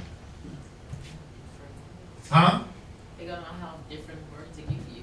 They're going to have, if they're not in the same mind, they're going to have a different word to give you. Now, also, they're not, the trust and the having one counselor is about, I entrust this person with what I'm going through. They kind of know, they know me. Know those that labor amongst me. Right? So you pick one. It says, be at peace with many. I can be cool with everybody. Man, hey, shalom, shalom, brother. Hey, how you feeling? Oh, cool. But now, if I got matters in the spirit, just because I shalom you, don't mean I'm gonna pick up the phone. Damn, man, I'm ready to kill myself. This chick's tripping, right? I got one man that I go to for that, if that was ever my case, right? But no matter what, I got one man that I go to, and we all should have that go-to person that in the spirit, not just like Granny and them, right? Because in the world they taught you, like when you watch Grey's Anatomy and Meredith Grey and the Chinese chick, they were like, "Oh, you're my person." Yeah. They always that's my person, right? But it was like all they did was just give each other bad counsel and bad wisdom. Oh yeah, go ahead and sleep with him, girl. That's fine. I'll sleep with him right after you're done, right? Or I'm mad at you for just looking at me. Or it was always bad counsel. So it was about picking a man that you saw had the experience, had the wisdom, had the know-how to be able to give you the right encouragement, the right words. And, you know, that goes through, you know, there's you sit back and you watch, you look, you see. I don't want to say that's a trial and error thing because it's not like hopping from counselor to counselor, right? But you were supposed to go to a person, use that counselor, and there was a reason for it though. There was a reason for it. It wasn't only that you might get different words or different methods from different people, but there was something about a counselor, right? What about Ecclesiastes 37 and verse 7? Ecclesiasticus chapter 37 verse 7. Right? Every counselor extolleth counsel, Right? but there are some that counseleth for himself. Right, so you were supposed to look out for the counselors that were counseling for themselves, counseling for their benefit towards you. Go ahead. Beware of a counselor. Right? He said do what? Beware of a counselor. Right, but the counsel's coming from the ancient and the great, but it's showing you that just because a man was ancient and great, just because a man had this type of experience over here, you still have to beware. What are they telling me and why? How am I being aware of a counselor? Well, is what he's saying according to the Bible, or according to his feelings, or according to his mind, or according to just some nonsense on the street? So it said beware. Meaning what? If I went to Kazakia, I always use Kazakia because, or if you went to a person for counsel and they were like, yeah, go shoot yourself. Shoot yourself in the face. Oh, right? It's like You're supposed to be able to say, wait a minute, where's that in the Bible? Right? Wait, does it say because you're going through it with your rib to just commit suicide? Let me find that. Or show me where that's at, brother. Right? Show me where that's at, bro. Or even the sisters. Oh yeah, well, you know, you'll have situations, you know, there's weird situations in Israel that happen. Sister will break up with a man, she'll go deal with somebody else, and somebody will tell her like, no, you're still married to that other man, and go sleep with him. Well, yeah, y'all are still married, but no, you're not. How are you still married when you went and dealt with somebody else? Now you think in your mind you're bound to that man, but you committed adultery, or he just left you, or it's like, he's my ex, because you have it where sisters will come into the truth. They dealt with a few men outside the truth. When they come in, they have in the mind that every man I slept with is my husband. So it's okay if I go sleep with him. And you got sisters that'll counsel other sisters on that. I've heard it. I do a lot of Facebook. I've seen some very weird things in Israel where that's not the case. Now you bounding this woman to some bad relationship that's not even correct in the eyes of the Most High. You causing people to fall. So you got to be able to say, well, okay, I hear what you're saying. Can you bring me to the scriptures on that? That's how you beware of the counsel. Especially if you're not getting it. Oh, wait a minute. You know what? I like that. Hey, can you show me where that's at? Can you show me where that's at? Because, I mean, it sounds good. And I'm not doubting your wisdom, but I want to be able to read that for myself. Right? Go ahead. And know before what need he hath. And know before what need he hath. Because some men will counsel for a need, for their own personal gain. Go ahead. For he will counsel for himself. You see that? Go ahead. Lest he cast the lot upon thee. Right? And oh yeah, I'm gonna tell him this, that, and that, or I'm gonna tell her this, that, and that, because I'm hedging my bets. Read on. And say unto thee, that way is good. Right. Oh yeah, it's all good, man. Go that way. You fine. Yeah. Oh yeah, that road. No, man. It's all good. Ain't no danger down there. Go ahead. And afterward, he stand on the other side. Yeah, but he ain't walking the same way you walking. He's guiding you down the road, but he's like across the street. Just watching, like, I wonder what's going to happen here. Well, he knows what's going to happen. He sent you down the road to fall. Go ahead. To see what shall befall thee. Right. Go to Ecclesiastes. Go jump down to verse 12. But be continually with a godly man. See, this is how you can be aware of counsel. You do what? continually with a godly man. Be continually with what? A godly man. How do you know a godly man? Go ahead. Whom thou knowest to keep the commandments. So you know that he keeps the commandment. Well, how do you know that? Well, because before you gave him all your information, before you gave him your deepest, darkest secrets, you watched, you paid attention, you looked. Go ahead. To keep the commandments of the Most High. Right? Whose mind is according to thy mind. His mind is what? Is according to thy mind. His mind is to help you get better, not to further you into a snare, not to further damage you, but to help. And you'll know because you'll hear some things that you don't want to hear. You'll hear, well, you got to be humble. Well, no, you're prideful. Well, no, that was your fault. Well, no, you'll hear the things and you'll be like, man, damn, I knew I shouldn't have came here. Because the things that you got to hear in counsel, sometimes they hurt.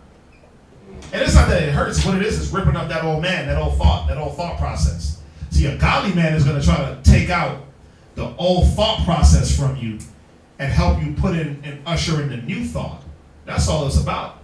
That's all counsel and advice is really about. Go ahead. And will sorrow with thee. Right? If thou shalt miscarry. He'll do what? Sorrow with thee. No, he'll make fun of you.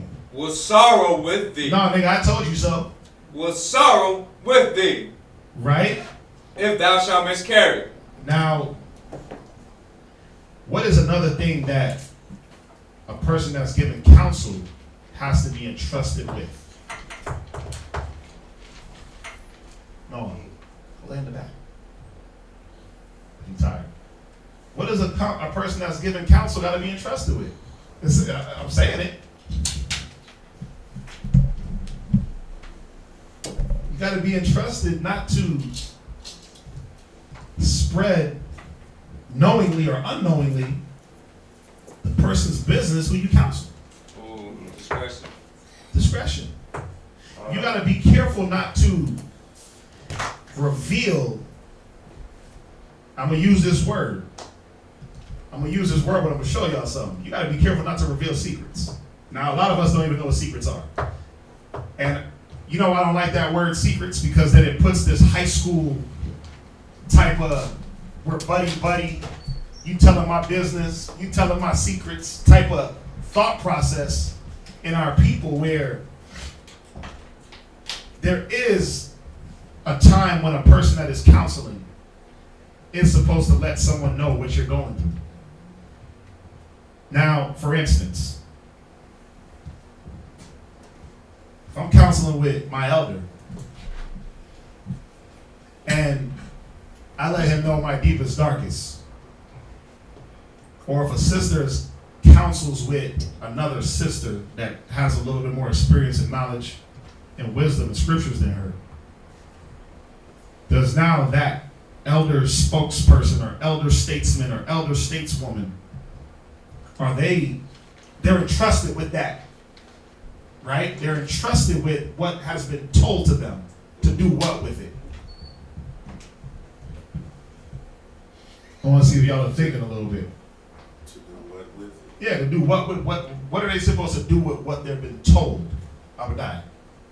They're supposed to, with that information, help them with the solution, help them be able to endure whatever battle or whatever situation they may be in.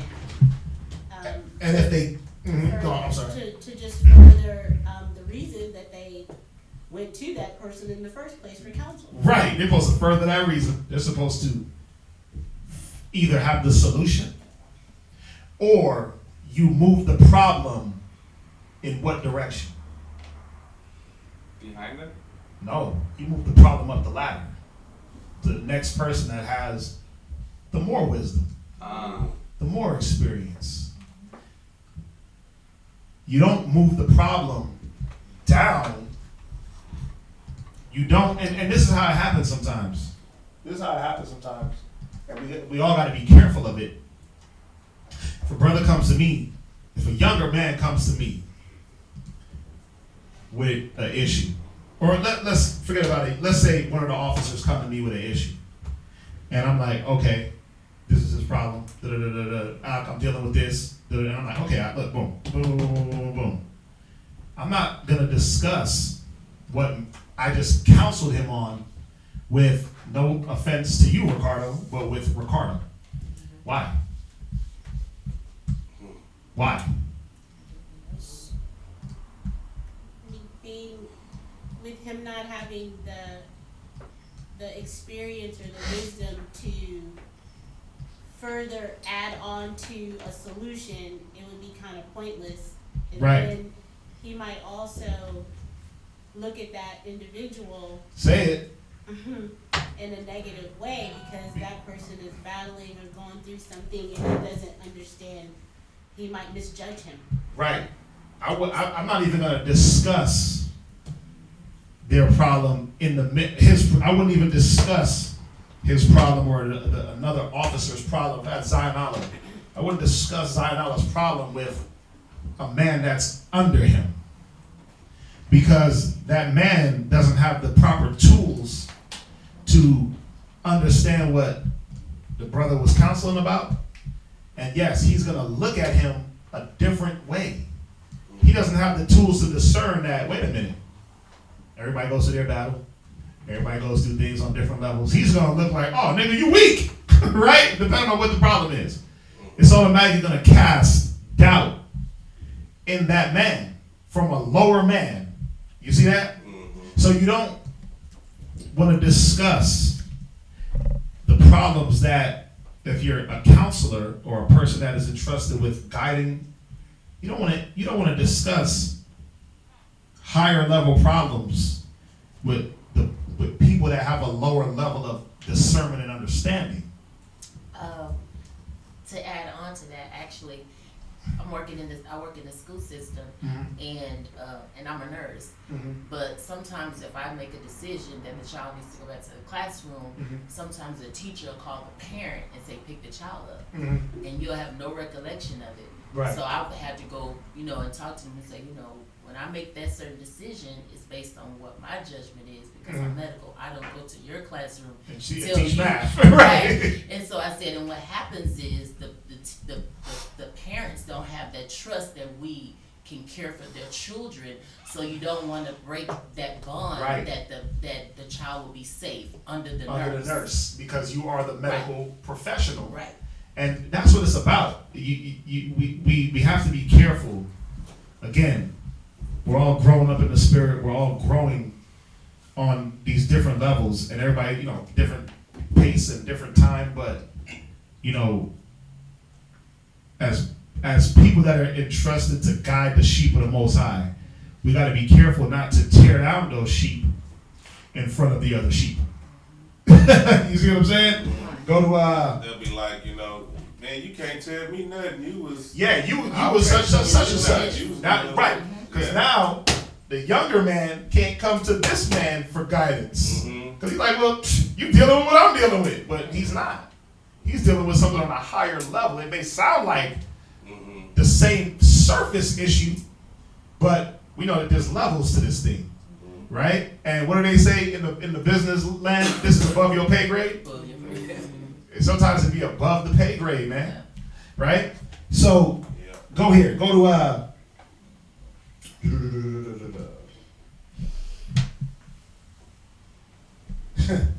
go to Ecclesiastes 8:17.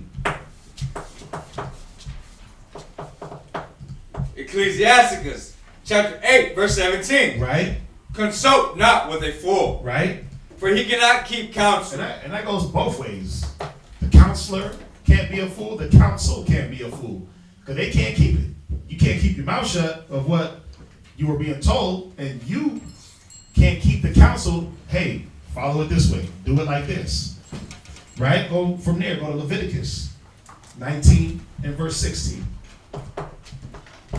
Let's see what the law says. Because what it turns into, and again, sometimes it happens unknowingly, where you may just be discussing things with a person and you don't realize who's around. But next thing you know, you're discussing a younger person's problems amongst younger people. And it throws a different twist on the way they look at that person. It obscures their vision and their outlook on a person without them even getting to know the person. Right? Now what the hell? You going through that? Oh, okay, well, you act just like me. I can't deal with you. Right? Leviticus 19 and verse 16. Leviticus chapter 19, verse 16.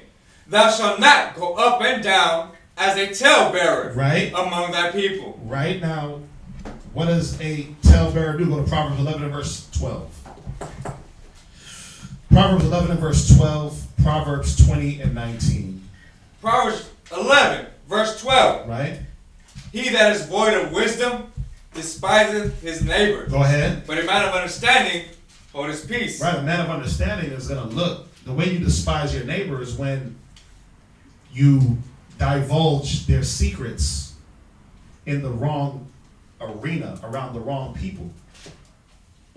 The things that, because again, people counsel about a lot of things. I get hit with stuff where I'm like, okay, let me move that right up the chain real quick because I don't want to tell you the wrong thing.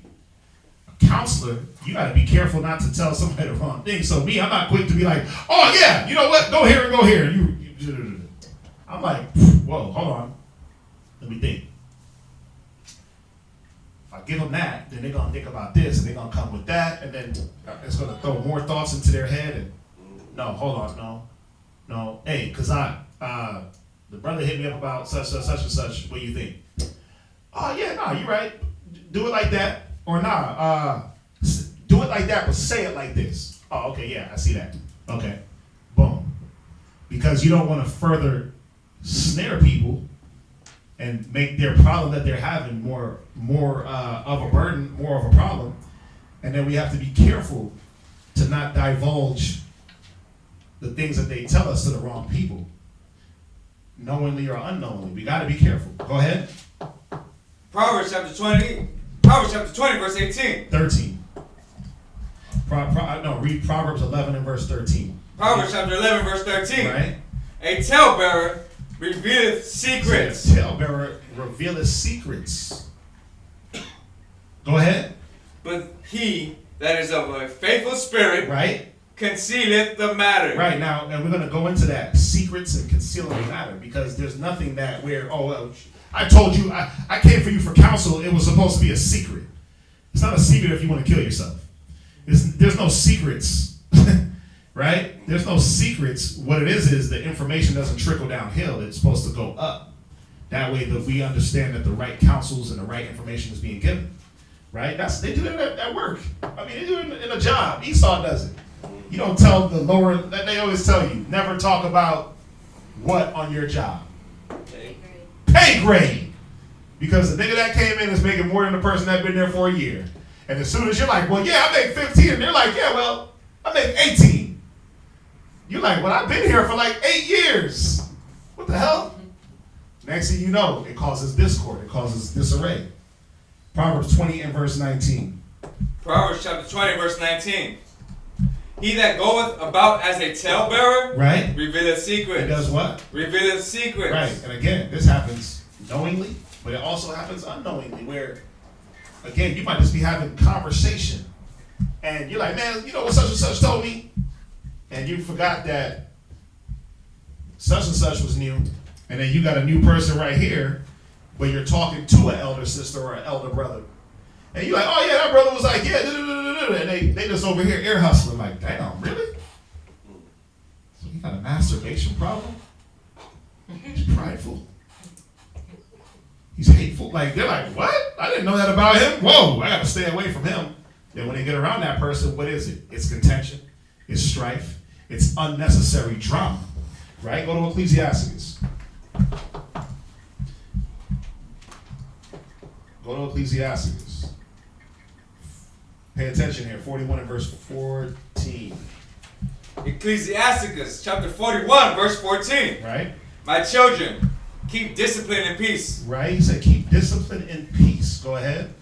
For wisdom that is hid, and a treasure that is not seen, What profit is in them both? Right. Jump down to verse 17.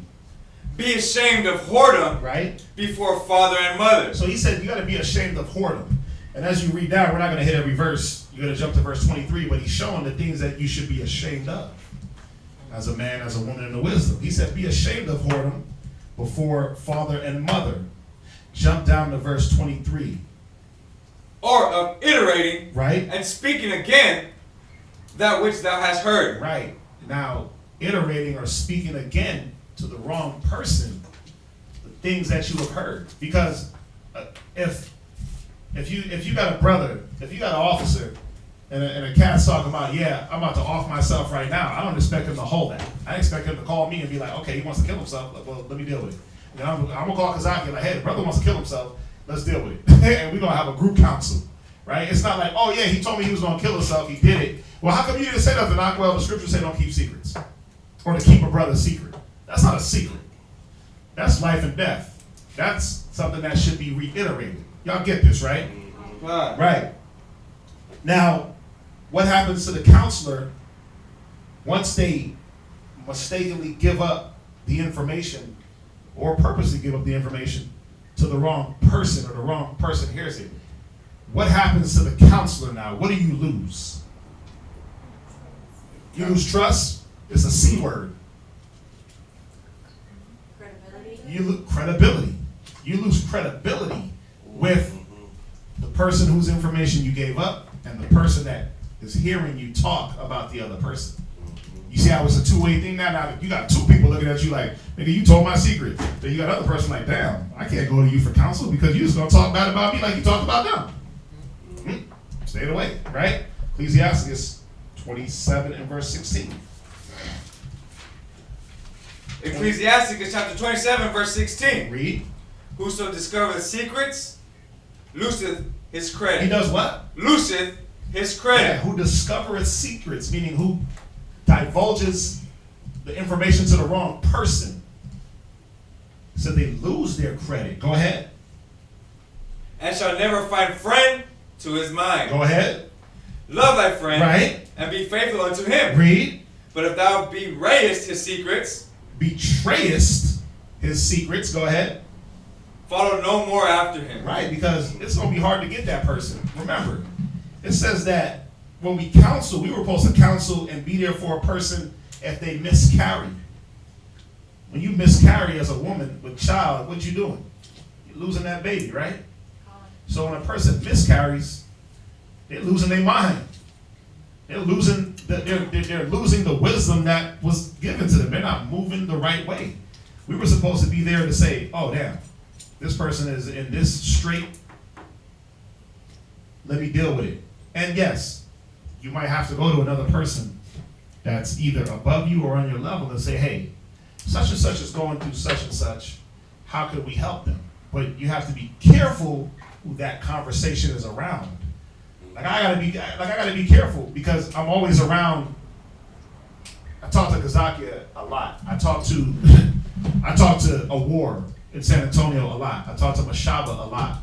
I was on the phone today with I talk to elder brothers, and me in my eyes, I'm like, this is all counsel, right? I'm sitting back just half the time. What's up? You there? I'm like, yeah, I'm here. I'm just listening, right? I'm just listening.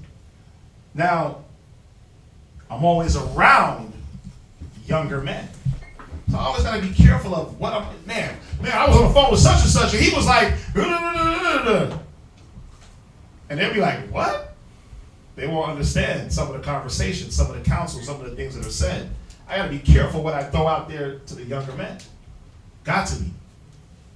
But if you're not, the scriptures say walk circumspect, the scriptures say part of being wise is knowing who's around. If I don't look at who's around, man, I'll be saying something, such and such, they're gonna be looking at these elders like they're crazy, like they're nuts. Because you got brothers that have been in the truth 40, 50 years, that got deep wisdom, right? Got deep knowledge, and it's like, well, that can't be thrown into the ears of a babe. It'll explode his head, right? Y'all get me, right? Go from there. Let me just finish this up real quick. Go to Psalms. No. I was in Ecclesiasticus, right? Alright. Read on. Verse 18. For as a man hath destroyed his enemy. Because how do you destroy your enemy most of the time? Talk bad about him. Talk down on him. It starts with the tongue. Go ahead. So hast thou lost the love of thy neighbor. Yeah, man. Just through, again, knowingly, unknowingly speaking in the wrong situation around the wrong people. Go ahead. As one that letteth a bird go out of his hand, Right? so hast thou let thy neighbor go, Right? and shall not get him again. Yeah, you catch a bird, you let that go, man. Unless you Mike Tyson flipping pigeons, you ain't never gonna see that friend. Go ahead, read on. Follow after him no more, Right? for he is too far off. Right? He is as a roe escaped out of the snare. Now, he wasn't trying to be snared by you, but that's how they feel. They feel like, damn, I just escaped out of the snares of the fowler because this person was trying to harm me. Read on. As for a wound, it may be bound up, Right? and after reviling, there may be reconciliation. Yeah, after there's a wound, you can bind that up. If there's reviling or argument back and forth, man, you can patch that up. But what? Read. But he that bewrayeth secrets is what Betrayeth. I know it's spelled probably wrong in there. It's betrayeth. Go ahead. he that betrayeth secrets is without hope. So let's deal with this word secret real quick. Because I know y'all like, well, this is a secret. You're not supposed to tell. This is a definition of secret from the Webster's 1828. It means separate. So it says this is given as a participle of the scenario, but is radically a different word. The radical sense of, no, I don't like that. It says, to cut off, and not improbably, this word is concentrated, okay, no. It means to separate, to hide, conceal from the notice or knowledge of all persons except the individuals or individuals concerned. Now, a younger man or a younger woman shouldn't be concerned with what's going on in somebody else's house. It's not their concern because they're still trying to build their own house. Right? A young man ain't supposed to be worried about what another man's rib is dealing with. He's trying to build up his rib and build his house and build his body and build his mind. Right? But we can't put them in the realm by accident of being concerned with somebody else's matters. Because sometimes we do it. We got to be careful. Y'all get what I'm saying? So that's what a secret is. It says unseen, private, secluded, being in retirement, removed from sight, private, unknown. Right. So it's really about who is supposed to be concerned with the information. Right? Depending on the situation, the concern needs to go up. Right? Or it just stays where it's at. Well, the concern is with the counselor. That's where it stays. Well, this is a very concerning matter. We got to move this up the chain. Y'all get that? Right. So, I mean, that's it on that. Any questions on that? What's that? So, within like husband to wife and then to wife to husband, Right. How does that go about? What do you mean? As far as like when there's counseling and everything like that, how we're supposed to act accordingly and so on and so forth. As far as like a woman having counsel to her husband and not necessarily keeping secrets, and also the amount of discretion that a man needs to have towards his wife without revealing any secrets. Well, it goes like this. If you have a new husband and a new wife, then, and they're both new in the truth, they're both new to the wisdom, the level of knowledge that he can give her is limited, right? So it has to be put in her mind that, again, the counsel is not to reveal your deepest, darkest, and put you out there. But if I got to go to the brothers for counsel, it's to help because I'm still learning. I'm still getting my tools together. I'm still getting my wisdom up. So that has to be instilled first and foremost that, hey, we're dealing with something. We want to get help, right? Okay, well, let's go to the elders, or the elder brothers, or elder brother, or elder sister. That's going to be able to help. And it can't be looked at as like, well, you're telling my business. Well, that's what counsel is. It's telling your business. It's telling your business. Now, again, it's about trusting the counselor and understanding how much business do you want to divulge to that person. Are they going to help? Have they helped before? Are they going to just take my business and run with it? Right? So it's all those things, but again, it tells you what to look for. It says look for the godly man, the one that you know keeps the commandments. What does that mean?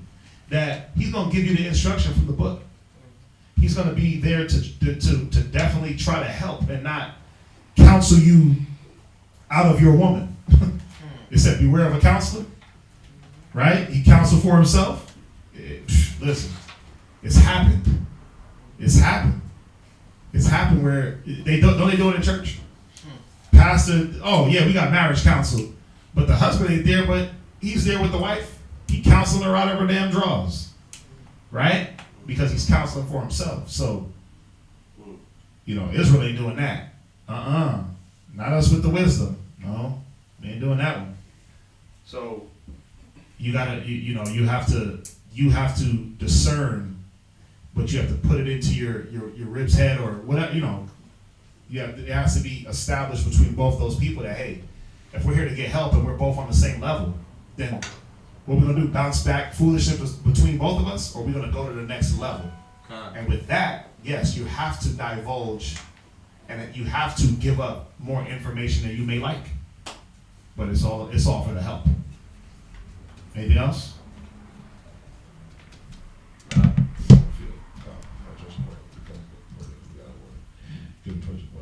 All right, nothing online? Wow. All right, good class. If that's it, remember, get your Passover garment money in, please, as soon as yesterday. ASAP yesterday. I know Israel ain't got it, but we gotta get it. We gotta get it so we can start. Sisters is chomping at the bit, ready to get these garments popping. Right? The designs is on point. Right? The designs is on point, so they ready. They ready. The kids pricing. Oh, Shiraz's here. And I meant to ask, do we have pricing for the kids? I think we did. Not yet. It varies with kids, so it's hard to put a price. Can we give like a ballpark? What's the ballpark? I don't have one yet. Okay. I should have one tomorrow. Tomorrow? Okay. We'll get one tomorrow. I'll be sure to pass the information to Virginia, so when they go live, hopefully by that time we'll have it, and we can let y'all brothers and sisters know. I know Mustafa, you got little soldiers over there that need garments and things like that. So as soon as we get it, man, we'll get it to y'all. We're not trying to prolong this thing, okay? Like she said, it varies between. You got different sizes. Shirts cost different amount of money off a size, and pants cost different things off a size. So we'll try to get a ballpark. That way y'all can, save towards that or get your money up towards that. All right. Yeah, that's it. If that's it, we're gonna say shalom to everybody online. Shalom. Shalom. And we will see y'all back in Virginia tomorrow. We'll see y'all here Saturday. Make sure y'all tune in.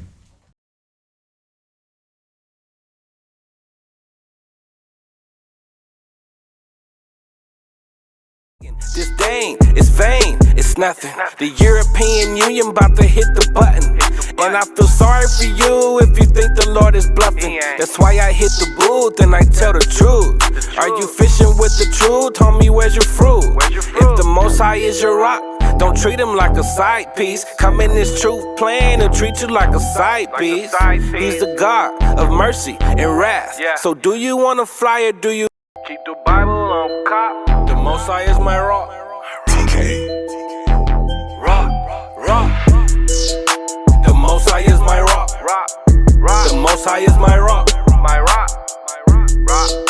The Most High is my rock. In the name of Messiah, the Most High is my rock. The Most High is my rock. yeah. The Most High is my rock. I keep my Bible